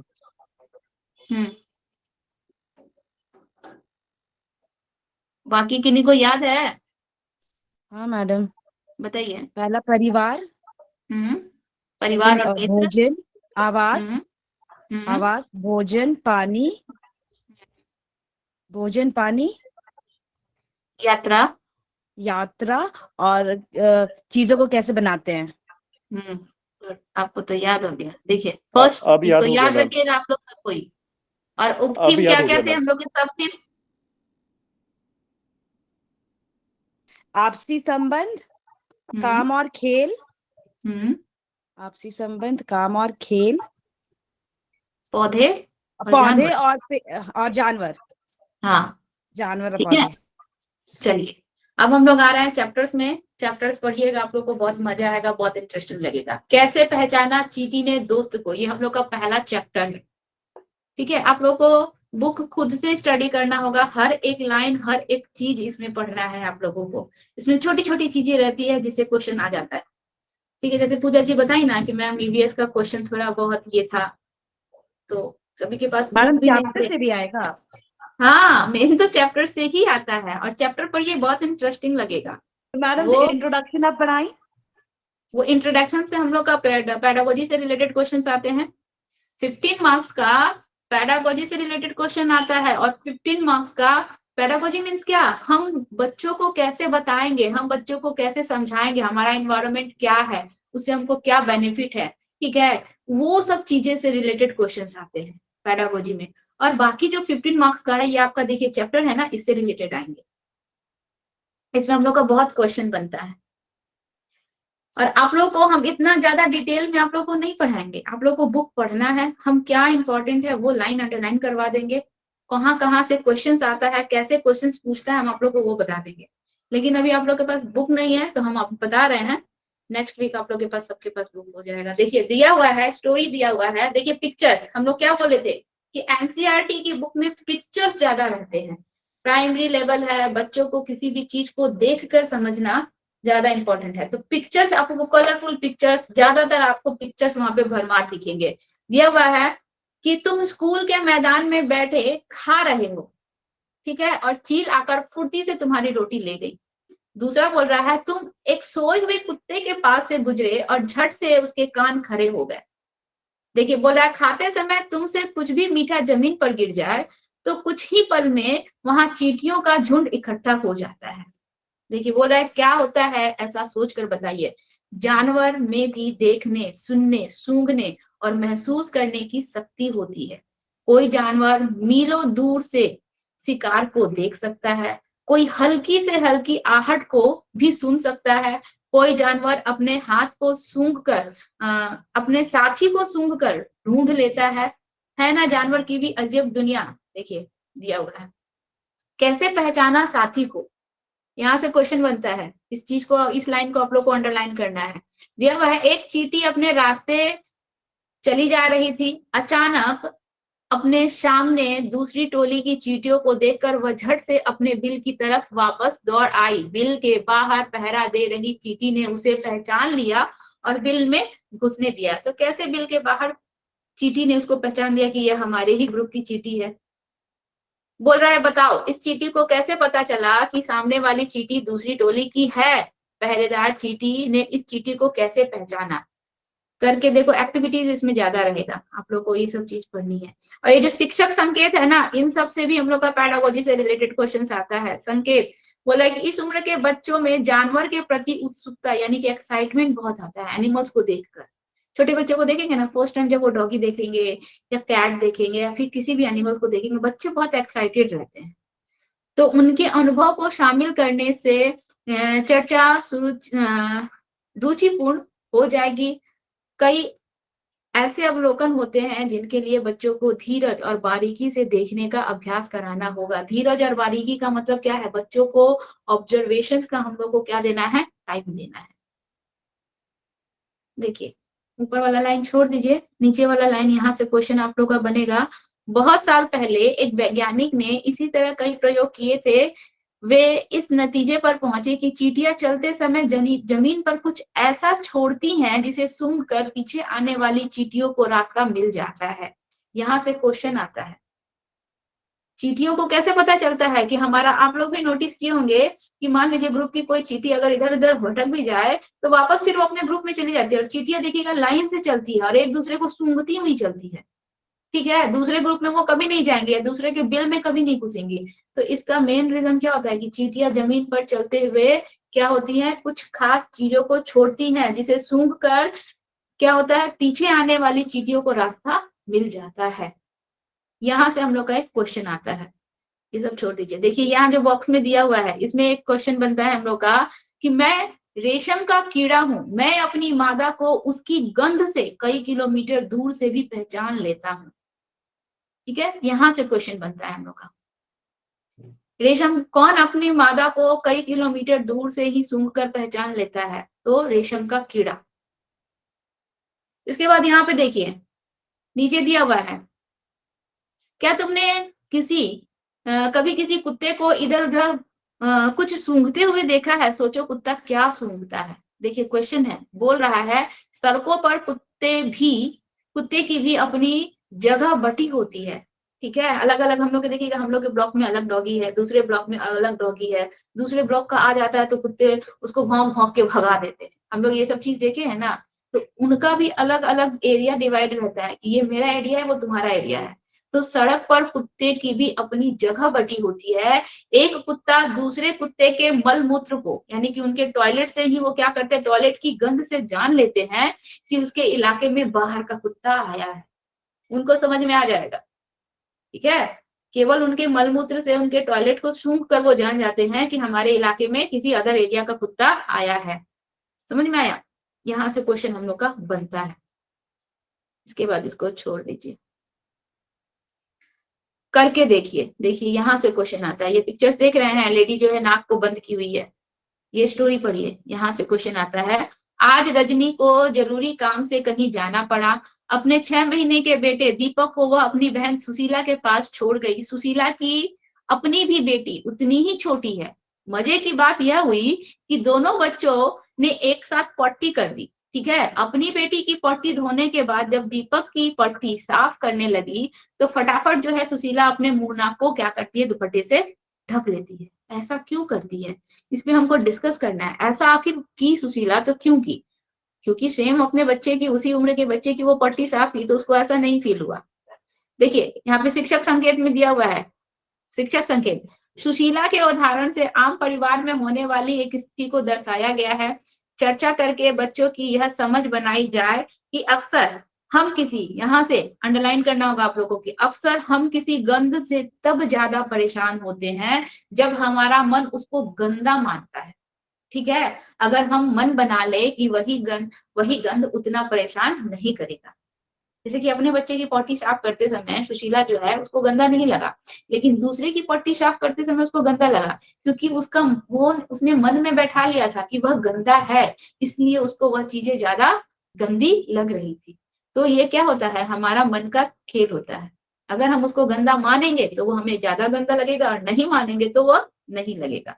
यहाँ से हम लोग का क्वेश्चन आता है और कहानी की तरह घुमा के क्वेश्चन देगा। ठीक है, चलिए यहाँ से क्वेश्चन आएगा हम लोग का, कैसे दिखा। किसी ऐसे पक्षी का नाम लिखो जिसकी आंखें सामने की तरफ होती है, बताइए तो किसकी आंखें होती है। कभी किसी बर्ड्स को आप लोग गौर से देखे हैं, उसको ऑब्जर्व किए हैं, पक्षियों की आंखें कहाँ होती है, उसके सिर के दोनों तरफ। जैसे हम लोगों की आंखें सामने की तरफ होती है, पक्षियों की आंखें सिर के दोनों तरफ होती है। ठीक है, लेकिन एक ऐसा पक्षी है जिसकी आंखें हम मनुष्यों की तरह होती है, और ये क्वेश्चन जो है हम जब एग्जाम दिए थे तो ये क्वेश्चन आया था। मैम कौन ये सा आउल पक्षी है? है? आउल। आउल। आउल। आउल की आंखें जो है मनुष्यों की तरह होती है, सामने की तरफ होती है। ठीक है, आप देखिएगा जितने भी पक्षी होते हैं वो सिर बहुत हिलाते हैं दोनों तरफ देखने के लिए। क्यों सिर हिलाते हैं? क्योंकि उनकी दो आंखें जो होती हैं सिर के दोनों तरफ होती है, इसीलिए उनको इधर उधर देखने के लिए सिर हिलाना पड़ता है, पूरे गर्दन को उनको हिलाना पड़ता है। हम लोग अपने आंखों की पुतलियों को हिलाकर, सिर ज्यादा नहीं हिलाते हैं, लेकिन आंखों की पुतलियों को हिलाकर हम लोग अपने दाएं बाएं देख सकते हैं, सामने देख सकते हैं, लेकिन उनको देखने के लिए अपने सिर को हिलाना पड़ता है। तो यहाँ से क्वेश्चन आता है कि किसी ऐसे पक्षी का नाम लिखो जिसकी आंखें सामने की तरफ होती है, तो उल्लू की आंखें सामने की तरफ होती है। सेकंड बोल रहा है कि ऐसे कुछ पक्षियों के नाम लिखो जिसकी आंखें सिर के दोनों तरफ होती है। इन पक्षियों की आंखों का आकार उनके सिर की तुलना में कैसा होता है? देखिए हम लोग उन्हीं के बारे में भी पढ़ेंगे। दिया हुआ है कि ज्यादातर पक्षियों की आंखें उनके सिर के दोनों तरफ होती हैं। ये एक ही समय में दो अलग अलग चीजों पर नजर डाल लेती हैं। ये आंखों की उनकी विशेषता है। एक ही समय में दो, हम लोग का उसका राइट साइड में क्या है, लेफ्ट साइड में क्या है, वो दोनों चीजों को एक ही समय में दोनों चीजों को वो देख सकती हैं। जब ये बिल्कुल सामने देखती हैं, मतलब अपने एकदम फ्रंट में सामने देखेंगी, तब इनकी दोनों आंखें एक ही चीज पर होती हैं। ठीक है, तुमने देखा होगा कई पक्षी अपनी गर्दन बहुत ज्यादा हिलाती है, जानते हो क्यों? ज्यादातर पक्षियों की आंखों की पुतलियां घूम नहीं सकती हैं। हमारी आंखों की पुतलियां घूमती हैं, पक्षियों ये की सब आंखों की चैप्टर तो नहीं है? हाँ, ये सब चैप्टर तो नहीं है? ये चैप्टर है। ये फोटोज मतलब चैप्टर पूरा शुरू से है? हाँ, ये चैप्टर का ही है। आपको फोटोज पिक्चर्स इसमें ज्यादा दिखेंगे। छोटे क्लासेस के बच्चों का है ना बुक, तो उसमें पिक्चर्स ही आपको ज्यादा नजर आएंगे। ये सब चैप्टर है। ठीक है, अभी अभी हम लोग क्या पढ़े कि बच्चों को रटन पद्धति से दूर करना है, डिफिनेशंस नहीं बताने हैं, जितना ज्यादा हो सके पिक्चर्स के थ्रू बताना है, उनको समझाना है, उनको इन्वायरमेंट से रिलेट करके बताना है। तो जितने भी ज्यादातर इन्वायरमेंट में जो भी चीजें हैं वो पिक्चर्स के थ्रू यहाँ पे बताया जा रहा है, दिखाया जा रहा है। तो देखिए क्या बोल रहा है कि ज्यादातर पक्षियों की आंखों की पुतलियां घूम नहीं सकती हैं, वे अपनी गर्दन घुमाकर ही आसपास देखती हैं। तो पक्षियां अपनी गर्दन क्यों हिलाती हैं? क्योंकि उनकी पुतलियां घूम नहीं सकती हैं, इसलिए वो अपनी गर्दनों को इधर उधर घुमाकर देखती हैं। और पक्षियां एक ही समय में, यहाँ से क्वेश्चन बनता है, पक्षियां एक ही समय में दो अलग अलग डायरेक्शंस में दो चीजों को वो देख सकती हैं। ठीक है, और जब वह सामने देखती हैं तो उनके दोनों आंखें जो होती हैं सामने की वस्तु पर उनका नजर फोकस रहता है। देखिए तुम भी अलग अलग तरीके से देखो, तुम भी दाई आंख बंद करके या हाथ से ढको, उसी समय तुम्हारा साथी तुमसे बिल्कुल दाई तरफ, इसको छोड़ दीजिए, इतना ये नहीं है। शिक्षक संकेत जरूर आप लोगों को पढ़ना है कि पक्षी जब दोनों, यहाँ से क्वेश्चन बनता है, ध्यान दीजिएगा, पक्षी जब दोनों आंखें एक ही चीज पर केंद्रित करती हैं तो उन्हें चीजों की दूरी का एहसास होता है, यानी कि कितना डिस्टेंस है, जो वस्तु को वो देख रही है उस वस्तु और उनके बीच में कितना डिस्टेंस है। ठीक है, जब पक्षी दोनों आंखों को एक ही चीज पर केंद्रित करती हैं, फोकस करती हैं, तो उन्हें चीजों की दूरी का एहसास होता है। और जब अलग अलग चीजों पर केंद्रित करती हैं तो उनके देखने का दायरा बढ़ता है, यानी कि उनका डायरेक्शंस और ज्यादा बढ़ जाता है। वो दो अलग अलग डायरेक्शंस में अच्छे से इजीली जो है दो चीजों को एक ही टाइम में अलग अलग दो चीजों को वो देख सकती है। तो पक्षियों के सिर पर उनकी आंखों की स्थिति का अवलोकन करने से बच्चों को यह बात समझ में आएगी। ठीक है, ये बच्चों के लिए बोला गया है। तो मेन यहाँ पे हम लोग का इंपॉर्टेंट लाइन क्या है कि पक्षी जब दोनों आंखों से एक ही चीज पर केंद्रित होती हैं तो उनके चीजों की दूरी का एहसास होता है, और जब अलग अलग चीजों पर केंद्रित करती हैं तो उनके देखने का दायरा बढ़ता है। यहाँ से क्वेश्चन आता है हम लोगों का। ठीक है, आप लोग को अभी समझ में नहीं आता होगा, आप लोग को क्वेश्चन देंगे तो समझ में आ जाएगा। देखिए यहाँ पे पिक्चर्स बना हुआ है, एक ह्यूमन है, उसकी आंखें कैसे पक्षियों की तरह दे दी गई है। ठीक है, इसको पढ़ना नहीं है, यहाँ से पढ़िए। देखिए, चील, बाज और गिद्ध जैसे पक्षी हमसे 4 गुना ज्यादा दूर से देख पाते हैं। हमारे देखने का कैपेसिटी और उनके देखने का कैपेसिटी में बहुत डिफरेंट होता है। वो हमसे 4 टाइम्स ज्यादा दूरी से देख पाते हैं चीजों को, और जो चीजें हम 2 मीटर की दूरी से दिखाई पड़ती हैं वे चीजें पक्षी को 8 मीटर की दूरी से वो देख सकते हैं। ठीक है, 4 2 8, उसको मल्टीप्लाई कर दीजिए। तो चील, कौन कौन से पक्षी का जिक्र किया गया है, यहाँ से पूछा जाता है कि चील, बाज और गिद्ध जैसे पक्षी हमसे 4 गुना ज्यादा दूर से देख पाते हैं। क्वेश्चन दे देगा कि चील, बाज और गिद्ध हमसे 5 गुना ज्यादा दूरी से देख पाते हैं, 8 गुना ज्यादा दूरी से देख पाते हैं, 10 गुना ज्यादा दूरी से देख पाते हैं, ऐसा क्वेश्चन दे देगा। या फिर क्वेश्चन दे देगा कि कौन से पक्षी जो है मनुष्यों से 4 गुना ज्यादा दूरी से देख सकते हैं। ऑप्शन दे देगा चील, बाज और गिद्ध।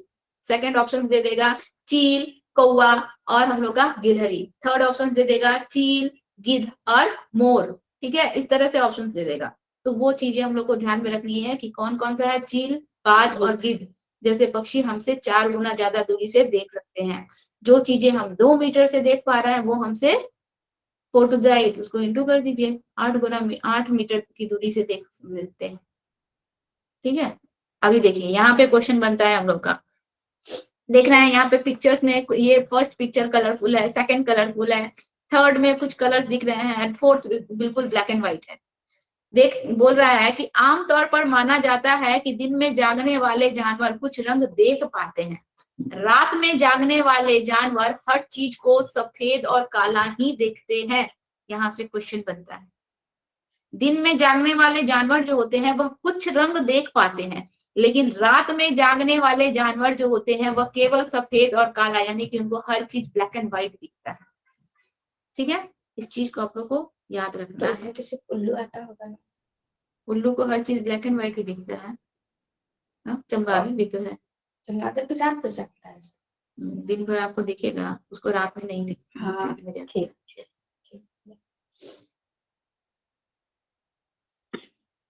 देखिए कितना तेज है कान, सॉरी, इसमें देखिए दिया हुआ है, तुमने कक्षा 4 में पढ़ा था हमें पक्षियों के कान दिखाई नहीं देते हैं। हमें बर्ड्स के कान दिखाई देते हैं, एक छोटा सा होल होता है, छोटा सा छेद होता है, छोटे छोटे छेद जैसे होते हैं जो कि उनके पंखों से क्या होते हैं, ढके होते हैं।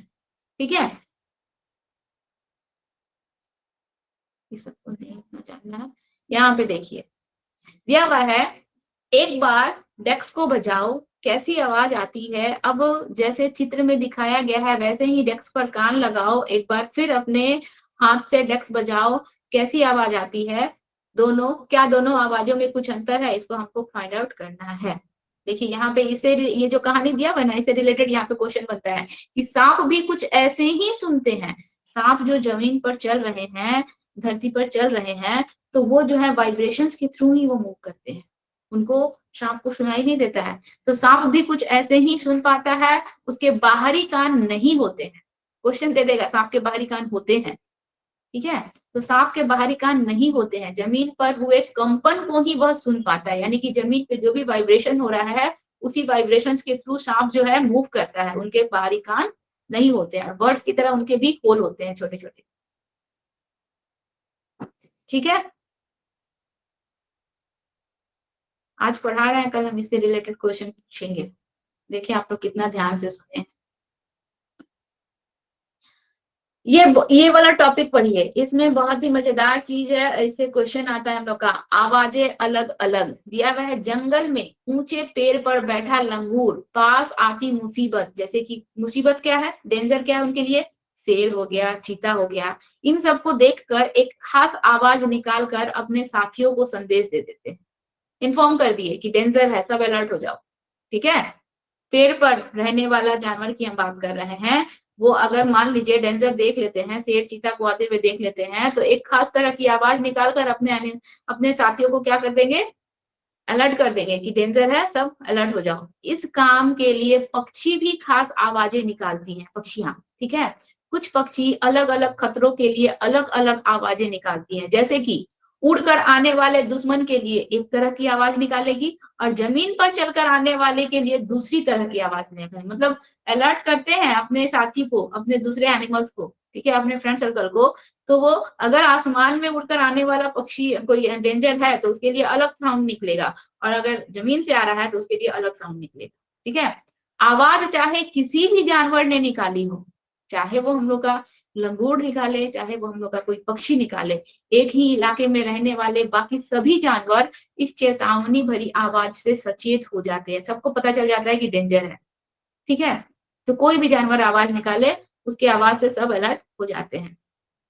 इधर देखिए बोल रहा है, कुछ जानवर तूफान या भूकंप आने से कुछ समय पहले अजीब हरकतें करने लगते हैं। जो लोग जंगल में रहते हैं और जानवरों के इस व्यवहार को समझ पाते हैं, वे जान लेते हैं कि भूकंप आने वाला है और कुछ अनहोनी होने वाली है। देखेंगे कि जब भी कोई नेचुरल डिजास्टर होने वाला रहता है, तो सबसे पहले पक्षियां चहल पहल कर, पक्षियां आसमान में उड़ने लगेंगी, बहुत साउंड करने लगेगी, या फिर एनिमल्स जान जाते हैं कि कुछ डेंजर होने वाला है, उन लोगों को सबसे पहले पता चल जाता है।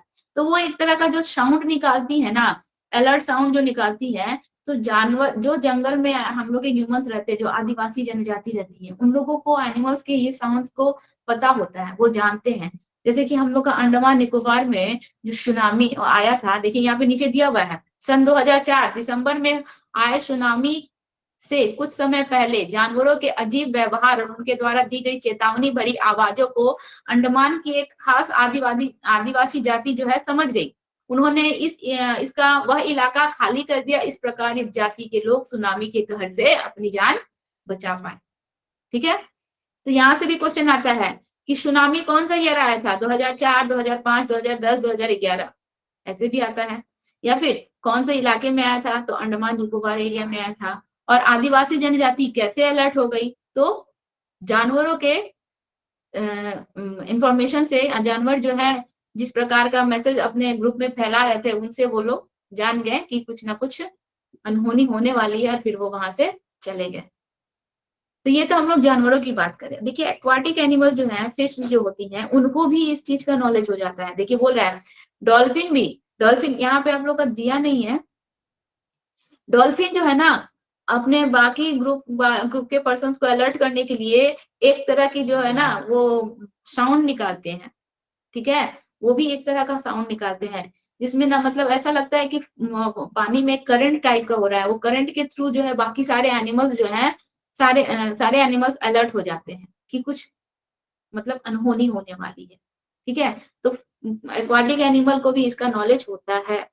इसके बाद देखिए डॉल्फिन के बारे में बताया कि डॉल्फिन भी अलग अलग तरह की आवाजें निकालती हैं और एक दूसरे से बात करती हैं। ठीक है, डॉल्फिन का अपना एक लैंग्वेज होता है। मनोवैज्ञानिक क्या मानते हैं कि कई जानवर की अपनी पूरी भाषा होती है, और उसमें डॉल्फिन का भी नाम शामिल है। ठीक है, डॉल्फिन की अपनी एक पूरी भाषा होती है। डॉल्फिन जो होते हैं ह्यूमंस के लैंग्वेज को भी समझ जाते हैं, वो समझने में, जैसे कि हम लोग पैरट की बात करते हैं, तोता, वह भी दूसरों के लैंग्वेज, ह्यूमंस के लैंग्वेज को समझते हैं, डॉल्फिन भी समझता है। तो इनकी अपनी एक पूरी भाषा होती है, और यह जो है दूसरों के लैंग्वेज को भी समझने में सक्षम होते हैं। ठीक है, मैडम, जब हाँ बोलिए। सुनामी आया था तो फिर अंडमान के लोग कहाँ चले गए, आदिवासी अंडमान के? तो ये तो हमको पता नहीं है, वो हमको इन्फॉर्म करके नहीं गए, लेकिन उनको पता चल गया था कि कुछ नेचुरल डिजास्टर होने वाला है। ठीक है, एनिमल्स के अलार्म से, तो वो लोग वहां से मूव कर गए, उस एरिया को छोड़कर वो लोग चले गए। ठीक है, तो वो लोग तो जंगलों, आइलैंड पे रहते हैं ना मैडम? हाँ आइलैंड में रहते हैं, तो वो साइलेंस को छोड़कर कहीं और चले गए होंगे। वो लोग जो भी इंसान जहाँ रहते हैं तो अपनी सुविधा के लिए तो बहुत सारी चीजें करके रखते होंगे ना, ऐसा तो नहीं ना है कि वो लोग वो वहां लोग तो हैं बहुत तो डेंजरस है, वो लोग तो मार देता है ह्यूमंस को। वो लोग डेंजरस और हम ह्यूमंस को मार देते हैं, उसका भी रीजन है। हम ह्यूमंस जो होते हैं वो जिस एरिया में रह रहे हैं, जो उनका घर है, जिनसे उनको जो है बहुत कुछ फाइंड आउट होता है, जिनसे उनका घर चलता है, हम उसी पे कैप्चर्स कर लेते हैं। हम जंगलों को काट रहे हैं, जंगल पे कैप्चर्स कर रहे हैं, तो वो हम लोग के लिए फिर हमला तो करेंगे ही ना। ऐसे थोड़ी ना कोई, आप किसी भी एनिमल को परेशान करेंगी तभी ना वो आपको अटैक करता है या फिर आपको मारता है। ऐसे तो आपको कुछ नहीं करता है।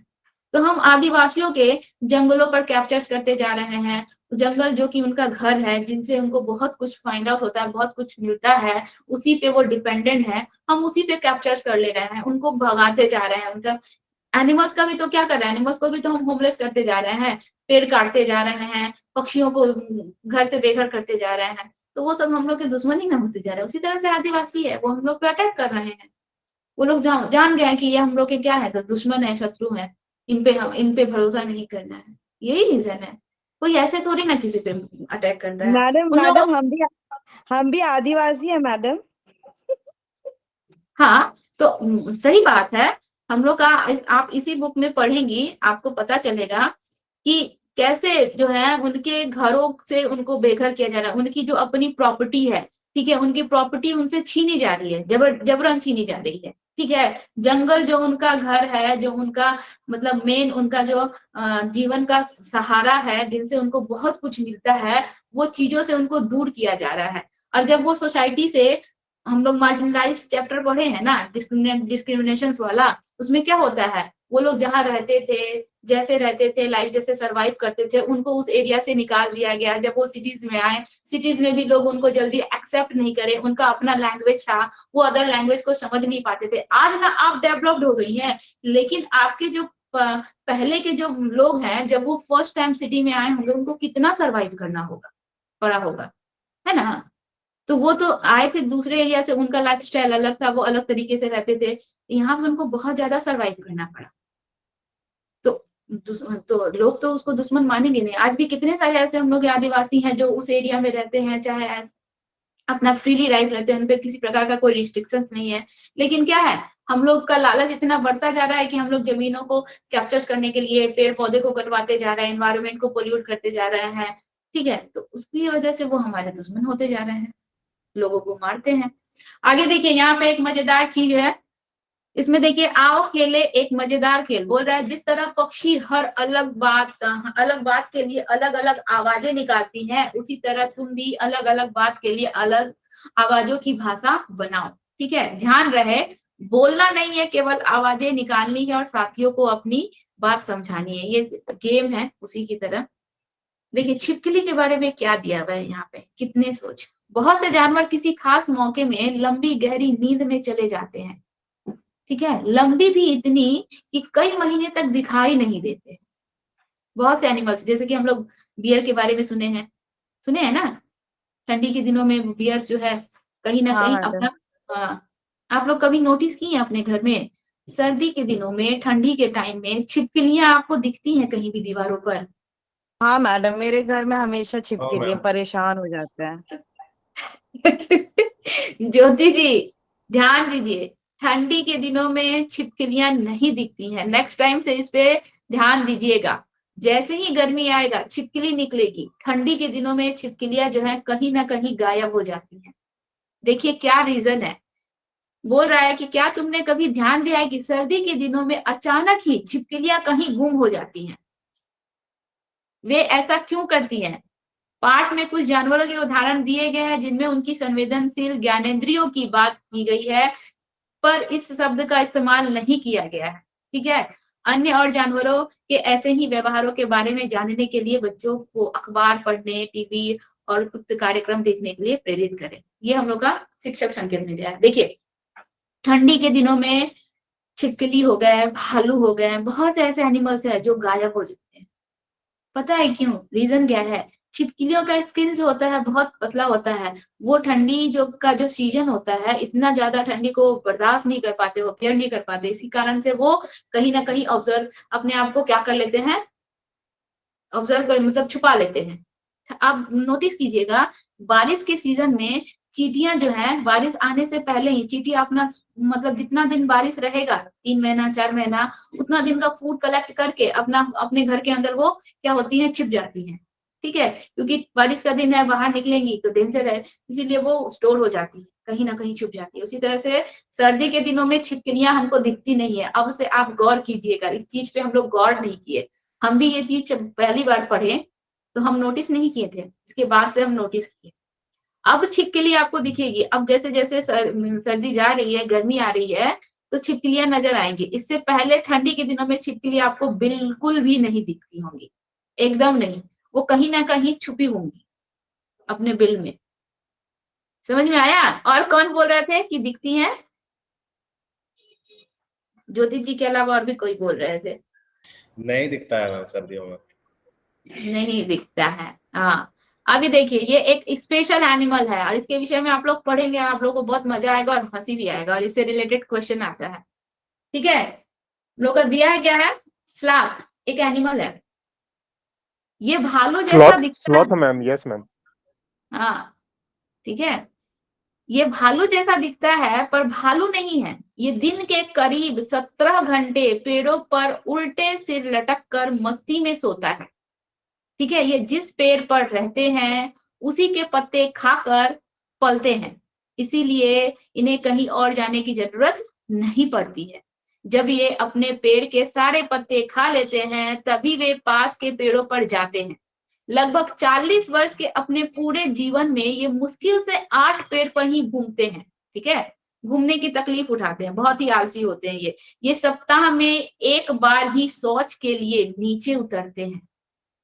ठीक है, ये हम लोग का स्लॉथ की विशेषता दी गई है। इससे हम लोग का रिलेटेड क्वेश्चन आता है कि भालू की तरह दिखता है पर भालू नहीं है, वह कौन सा एनिमल है? ऑप्शंस में बहुत सारा दे देगा, भालू दे देगा, चीता दे देगा, शेर दे देगा, स्लॉथ दे देगा। और वो एक पेड़ पे कितने दिन तक रहता है? हाँ, उसका जीवन कितना टाइम का होता है? तो 40 वर्ष का होता है। वो पूरे जीवन काल में कितने पेड़ चेंज करते हैं? तो 8 पेड़ चेंज करते हैं। ठीक है, वह जहां रहते हैं, जिस पेड़ पर रहते हैं, उसी पेड़ के पत्तों को खाते हैं। वह सप्ताह में 2 बार 4 बार कितने बार शौच के लिए उतरते हैं? तो सप्ताह में मात्र 1 दिन ही वह शौच के लिए उतरते हैं। या फिर हम लोगों का ऑप्शंस में भी दे देगा। ठीक है, जैसे कि दे देगा कि यह भालू की तरह दिखते हैं पर भालू नहीं है। ऑप्शन नंबर 1 दे देगा कि यह इनका जीवन काल 40 वर्ष के लिए होता है। ऑप्शन नंबर 2 दे देगा कि यह जो है पूरे जीवन काल में केवल 5 ही पेड़ों को चेंज करते हैं। ठीक है, इसके बाद ऑप्शन नंबर 3 दे देगा हम लोग का कि ये उल्टे सिर पेड़ों पर उल्टे लटक कर मस्ती से अपना जीवन यापन करते हैं। इसके बाद एक ऑप्शन दे देगा कि यह जो है सप्ताह में केवल 1 ही दिन शौच के लिए उतरते हैं। अब इसके बाद फिर नीचे ऑप्शन दे देगा कि 1 2 3 4 सभी सही है, 1 2 3 सही है, 4 गलत है। ठीक है, या फिर 1 2 4 सही है, 3 गलत है। अब हमको उसमें से इस तरह से क्वेश्चन आता है। समझ में आया आप लोगों को? यस मैम, ये तो Yes, ma'am. बहुत ज्यादा कोढ़िया है मैम। हाँ, बहुत कोढ़िया है, बहुत ज्यादा ही कोढ़िया है। जो शौच के लिए भी नहीं उतरता है वो तो कोढ़िया ही नहीं है। तो ये सब चीज आप लोग को ध्यान में रखना है, सब क्वेश्चन आता है। अभी तो आप लोग फर्स्ट बुक पढ़ रहे हैं, क्या होता है ना कि किसी अदर एनिमल का भी कुछ कुछ हम लोग का क्वालिटी जो है इसमें डाल देगा। अब स्लॉथ का भी दे देगा। ठीक है, और हम लोग शेर के बारे में पढ़ेंगे, शेर वाला भी डाल देगा। तो हम लोग को देखना है कि उसमें किसका दिया है, किसके बारे में पूछ रहा है। चलिए ज्योति जी आप बनाइएगा, यहाँ पे सर्कल है, इसको बनाइएगा। स्लॉथ का जागना, अभी अभी हम लोग पढ़े कितना घंटा वो जागता है और कितना घंटा वो सोता है। यहाँ पे जो सर्कल दिया है ना, देख रही है सर्कल दिया है, उसमें जो हम लोग का बॉक्सेस बने हुए हैं, एक बॉक्स का मतलब 2 घंटा, याद रखिएगा। जो कलरफुल बॉक्स है एक का मतलब 2 घंटा है, एक जो कलरफुल बॉक्स है यानी कि 2 घंटा। देखिए इसमें जो है स्लॉथ का जो कलर किया हुआ गया है 2 2 4 2 6 2 8 10 12 14 16 18 18 कवर किया गया है। 18 भी दे सकता है, उससे कंफ्यूज होने की जरूरत नहीं है। और 17 हम लोग का इसमें दिया है, 17 भी दे सकता है, ठीक है। तो स्लॉथ का जागना 24 घंटे में स्लॉथ जो है कितने घंटे जाग रहा है, जो व्हाइट वाला है उसको काउंट कीजिए, 2 4 6।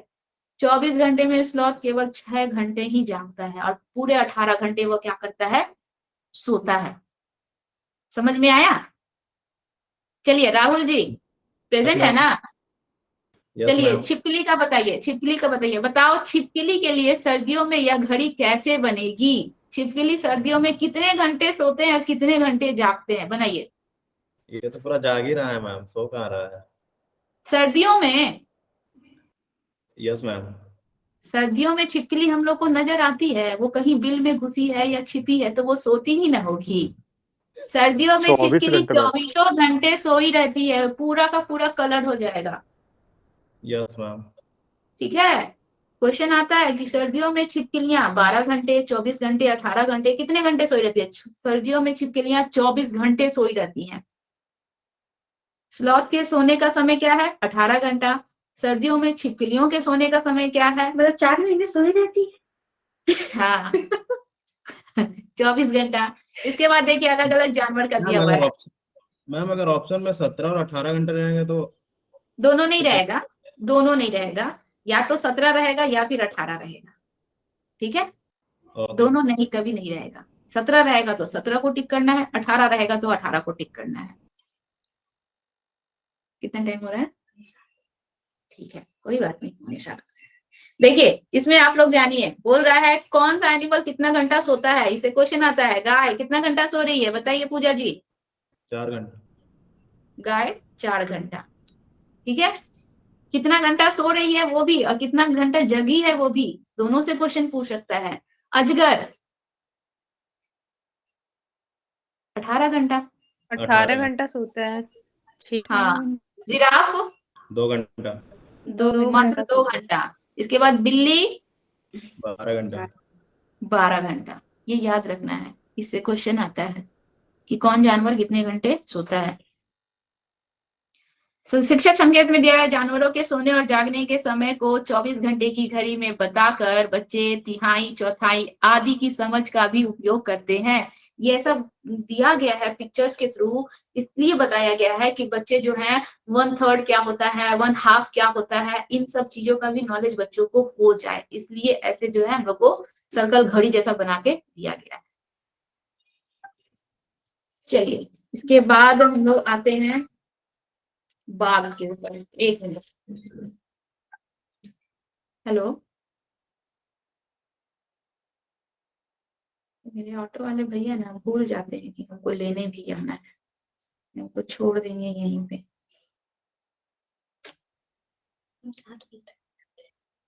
ये हम 7:30 बजे घर जाते हैं, आपको पता है, ये आते ही इतना लेट से है ना।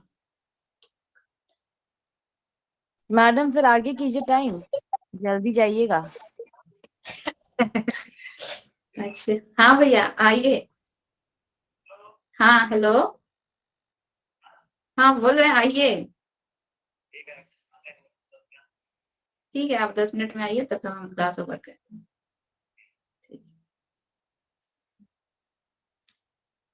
मैम एक ही ऑटो को क्यों पकड़े हुए हैं?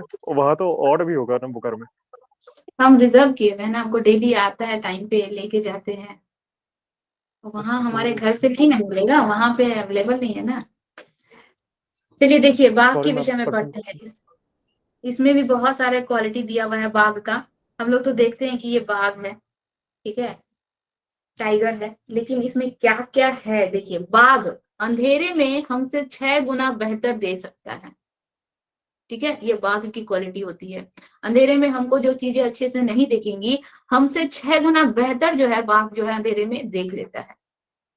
इसके बाद देखिए बोल रहा है बाघ की मूछें हवा में हुए कंपन को भांप लेती है और उसे शिकार की बिल्कुल सही स्थिति का पता चल जाता है। उसकी जो मूछें होती है, जो पिक्चर्स में सफेद सफेद मूछें दिख रही हैं, उस मूछों के सहायता से हवा में जो कंपन हो रहा है, यानी कि जो वाइब्रेशन हो रहा है, उसको भी वो जान जाता है। और उसका शिकार कहाँ है और किस डायरेक्शन में है, कितने डिस्टेंस में है, इसको भी वो अपने मूछों की सहायता से जान जाता है, पता चल जाता है। इससे उन्हें अंधेरे में रास्ता ढूंढने में भी मदद मिलती है। अंधेरा है, और उनको अपने शिकार के पास जाना है तो मूंछ जो है उनका हेल्प करता है। सोचिए उनका मूंछ का कितना यूज है।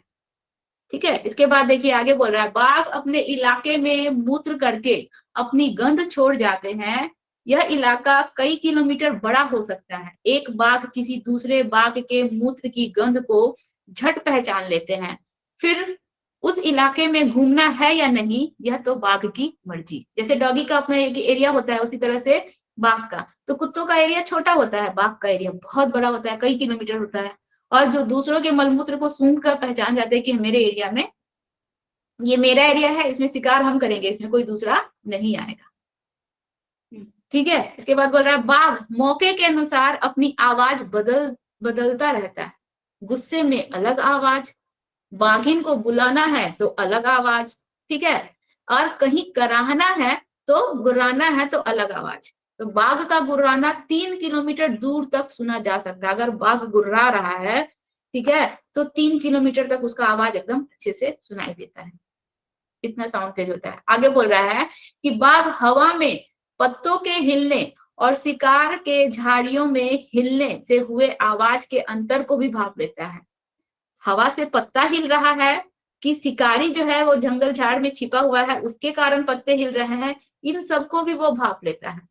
तो बाघ के दोनों कान बाहर की आवाज को इकट्ठा करने के लिए अलग अलग दिशाओं में बहुत ज्यादा क्या करते हैं, घूम जाते हैं। ये हमारा पूरा बाघ का, जैसे अभी आप लोग को हम लोग स्लॉथ वाला बताए ना, उसी तरीके से बाघ का भी दे देगा। 3-4 ऑप्शन दे देंगे और बोलेगा कि ABC सही है और D गलत है, या फिर ABD सही है, C गलत है, इस तरीके से दे देता है। और पता है इसमें छोटा छोटा चीज क्या करेगा, हम लोग का घुमा देगा क्वेश्चंस को, छोटे छोटे चीजों को घुमा देगा। तो हर एक छोटे से छोटे पॉइंट को हम लोग को नोटिस करना है इसमें। जैसे स्लॉथ का दिया है कि वह पेड़ों पर मस्ती से उल्टे लटकते रहता है, उसको घुमा के दे देगा, वह पेड़ों पर मस्ती से लटका रहता है, उल्टा शब्द का इस्तेमाल ही नहीं करेगा। तो हमको हर एक चीज को क्या करना है, नोटिस करना है। उल्टा दिया है कि सीधा दिया है। वह सप्ताह में 1 दिन ही शौच के लिए उतरता है, वो बोल देगा कि वह सप्ताह में 2 दिन शौच के लिए उतरता है। छोटी छोटी चीजों में वो चेंज कर देगा। देखिए बोल रहा है, बाघ इतना सतर्क जानवर है लेकिन इसके बावजूद भी इतना हम लोग को नहीं पढ़ना है। ये बॉक्स वाला पढ़िए, इस बॉक्स से क्वेश्चन आता है। हमारे देश में बाघ और अन्य कई जानवरों की गिनती इतनी कम हो गई है कि इसे इनके लुप्त हो जाने का खतरा है। हमारे देश की सरकार इन्हें बचाने के लिए बहुत से जंगल को सुरक्षा दे रही है। जैसे कि यहाँ से हम लोग का इंपॉर्टेंट क्वेश्चन है, यहाँ से क्वेश्चन बनता है, उत्तराखंड का जिम कॉर्बेट नेशनल पार्क, ठीक है, तो जिम कॉर्बेट नेशनल पार्क कहाँ है, उत्तराखंड में है, ऐसे क्वेश्चन आएगा। राजस्थान के भरतपुर जिले में घाना, घाना कहाँ है, तो राजस्थान का भरतपुर जिले में है। ठीक है, तो इन जंगलों में जानवरों का शिकार बिल्कुल भी मना है। यहाँ लोग जानवरों और जंगल में को कोई नुकसान नहीं पहुंचा सकते हैं। ठीक है, आज हम लोग का ये एक चैप्टर खत्म हो गया। पता करो, ये सब कुछ नहीं है। शिक्षक संकेत आप लोग सब पढ़िएगा अपने से ध्यान से। आप लोग कहानी सपेरे की हम लोग नेक्स्ट क्लास में पढ़ेंगे। इसमें परसों क्या करेंगे? परसों हम ये सोशल डेवलपमेंट करवाएंगे, टॉपिक मेल पे चला जाएगा, उसी के कारण आज नहीं करना है। ठीक है, चलिए हो गया। मेरा ऑटो नहीं आया अभी तक, तब तक हम आप लोगों से कुछ क्वेश्चन पूछते हैं। बताइए, गाय कितना घंटा सोती है? 4 घंटा मैम। 4 घंटा मैम। बिल्ली 2 घंटा 2 12 घंटा। 4 घंटा। गाय 4 घंटा। गाय 4 घंटा, यस गाय मैम। 4 6 घंटा। घंटा। बिल्ली 6 घंटा बिल्ली मैडम। 12 घंटा। नहीं। बिल्ली 12 12 घंटा। घंटा मैम, बिल्ली सॉरी 12 12 घंटा सोती है। बिल्ली 12 घंटा, गाय 4 घंटा, और जिराफ 2 घंटा मैम। जिराफ मैम 2 2 घंटा। घंटा। जिराफ 2 घंटा सोता है। ठीक है, यस मैम। अच्छा वो बताइए, तो हम लोग का जो अंडमान निकोबार में जो सुनामी आया था, कौन सी ईयर में आया था? 2004। 2004 में 2004। मैम। 4 मैम। 2004। अच्छा, एनिमल्स जो होते हैं जो मतलब जो डेंजर होता है, डेंजर्स को बताने के लिए अलग तरह का एक साउंड निकालते हैं। जैसे कि उड़कर आने वाले एनिमल्स के लिए अलग तरह का साउंड और जमीन पर आने वाले एनिमल्स के लिए अलग तरह का साउंड निकालते हैं। तो इससे क्या है, उस एरिया में जितने भी जानवर रहते हैं वो सभी के सभी अलर्ट हो जाते हैं। Yes yes ma'am. मैम। नहीं मैम। उसके जाति का मैम। नो मैम, उससे सारा उस उस एरिया में रहता रहने है। वाले सभी एनिमल्स अलर्ट होते हैं, सभी को पता चलता है। समझ में आया? सभी के सभी क्या होते हैं, उससे अलर्ट हो जाते हैं। चलिए,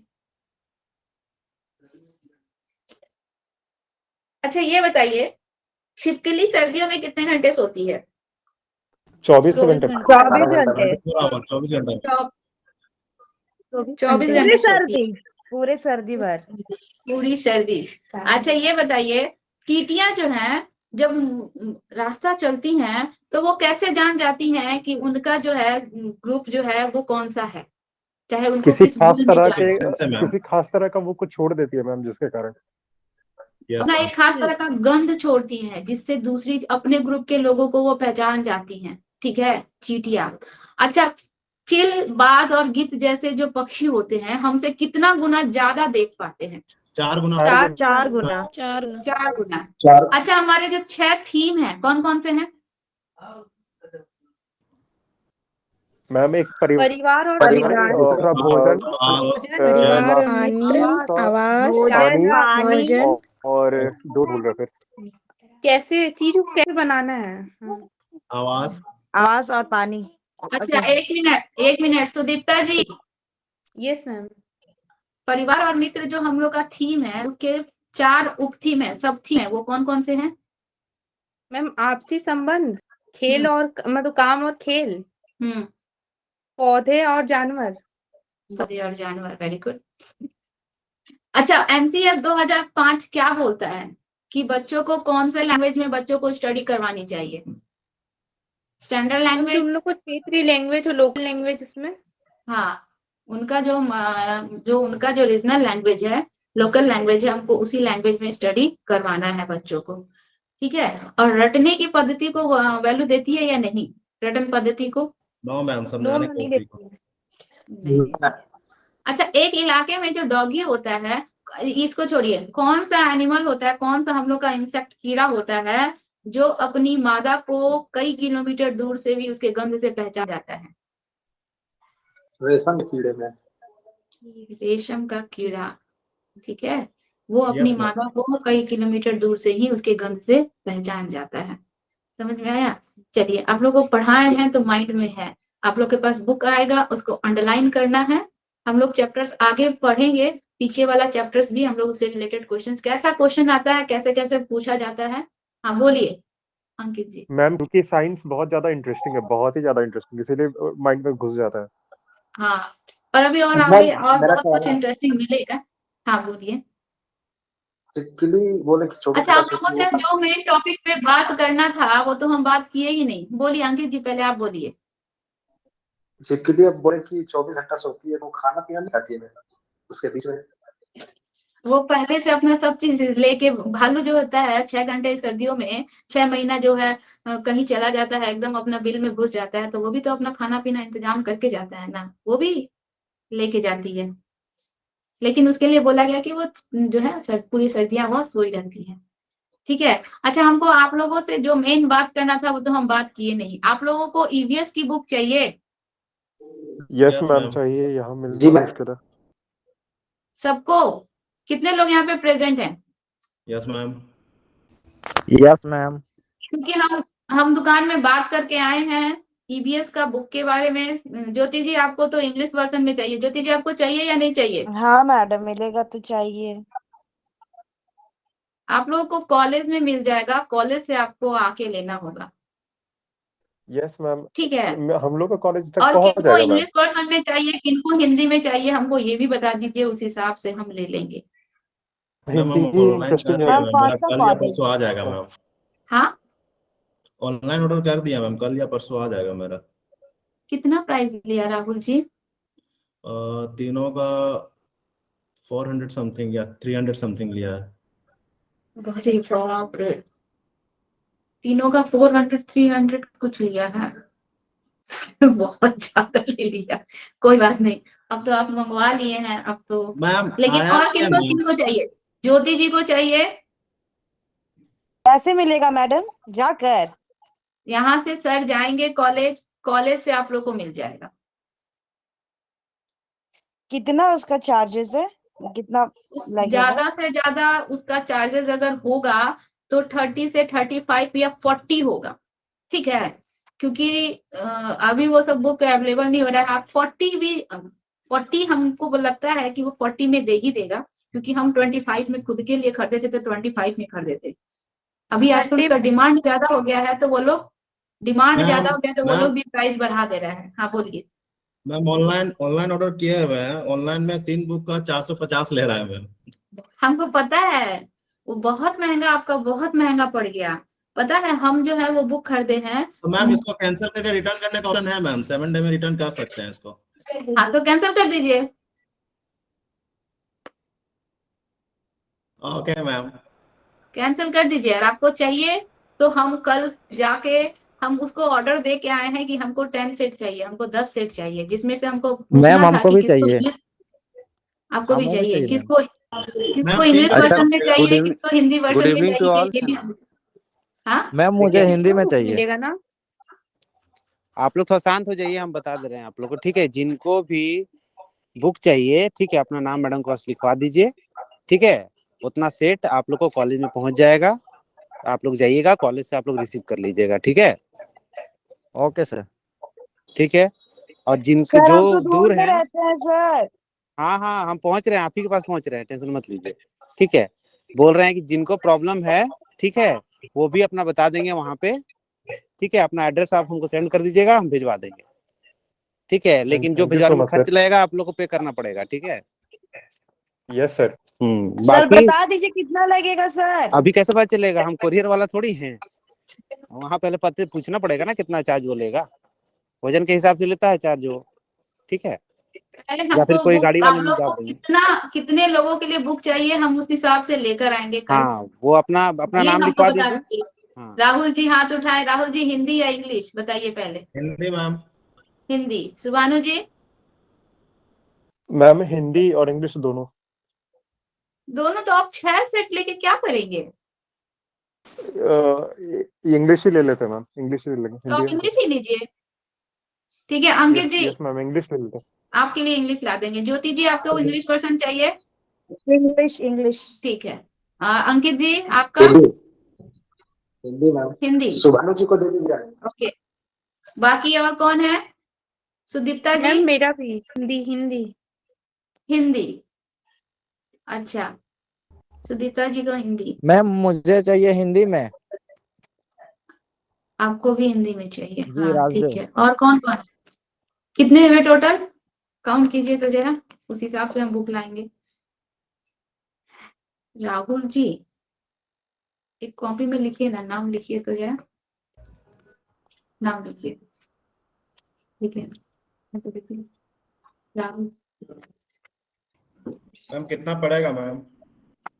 हम बोले तो हम 25 में लाए थे। अगर वो हार्डली, अगर वो देखेगा कि डिमांड ज्यादा है तो वो हमको क्या देगा? 40 में देगा, उससे ज्यादा तो नहीं देगा। एक बुक का दाम 40 हो जाएगा, तो 120 में आपका तीनों बुक आ जाएगा। यहाँ पे आप एक बुक 120 में ले रहे हैं।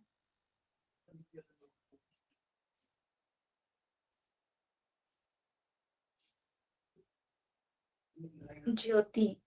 मैडम मेरा कोरियर चार्ज तो फिर एक्स्ट्रा 100 रुपीज लगेगा। तो भी आपको सस्ता ही पड़ेगा ज्योति जी। ऑनलाइन मंगवाइएगा तो बहुत महंगा आएगा। सुदीप्ता जी आपको हिंदी में चाहिए ना? Yes ma'am. हाँ, और कौन है? राजदेव जी आपको? मुझे भी हिंदी में ही चाहिए मैम। हेलो। हिंदी, हाँ ठीक है। और कौन है? शुभानु जी ना? यस शुभानु मैम, जी आपका इंग्लिश। इंग्लिश में ले लेंगे ना? यस मैम, इंग्लिश में। दोनों लेके क्या कीजिएगा, एक ही रखिए, एक ही सेट रखिए। और कौन है? ज्योति आपको क्या केवल हिंदी? हाँ, जिनको चाहिए बोलिए। मैम अंकित जी बोर्ड हो क्लास वाला बुक मेरे पास है क्या? नहीं, मेरा बुक मेरे पास मैम नहीं। लीव ले सकते हैं क्या? हाँ हाँ हाँ, जाइए जाइए। हेलो मैम, हाँ बोलिए। Good evening ma'am. Good ma'am आज इवनिंग। मेरा फर्स्ट क्लास है, तो मैं सोच रही हूँ कि कौन सा मतलब किस बुक के बारे में डिस्कशन हो रहा है, कंफ्यूजन हो रहा है थोड़ा। अंकित, अंकिता जी आप फर्स्ट टाइम जुड़ी हुई हैं? अच्छा, मैम अंकित और अंकिता।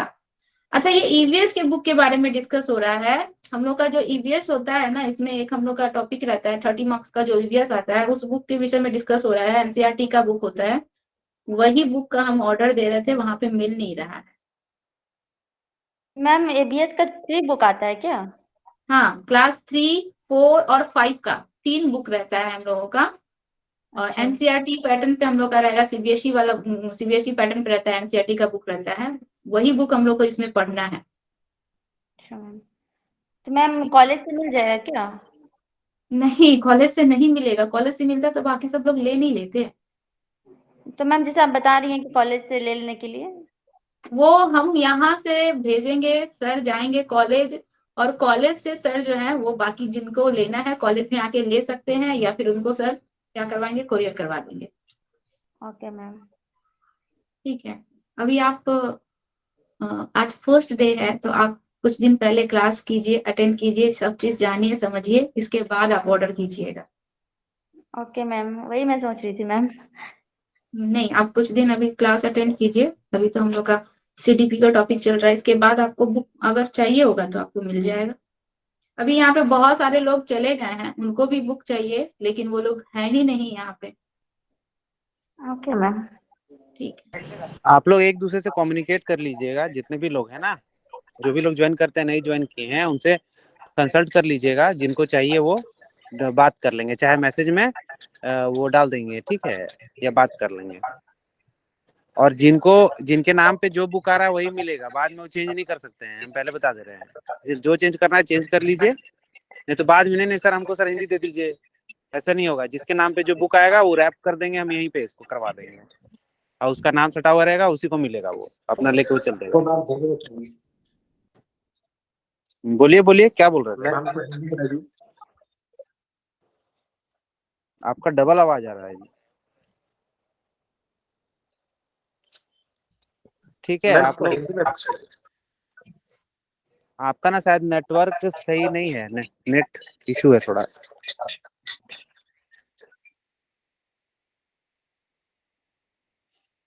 ठीक है मैम, कंटिन्यू कीजिए, है ना, जिनको चेंज करना होगा चेंज करवा दीजिए अभी, नहीं तो बाद में फिर चेंज नहीं होगा, है ना। चेंज नहीं करना है ना आप किन्हीं को, जो बोल दिए वही आएगा ना।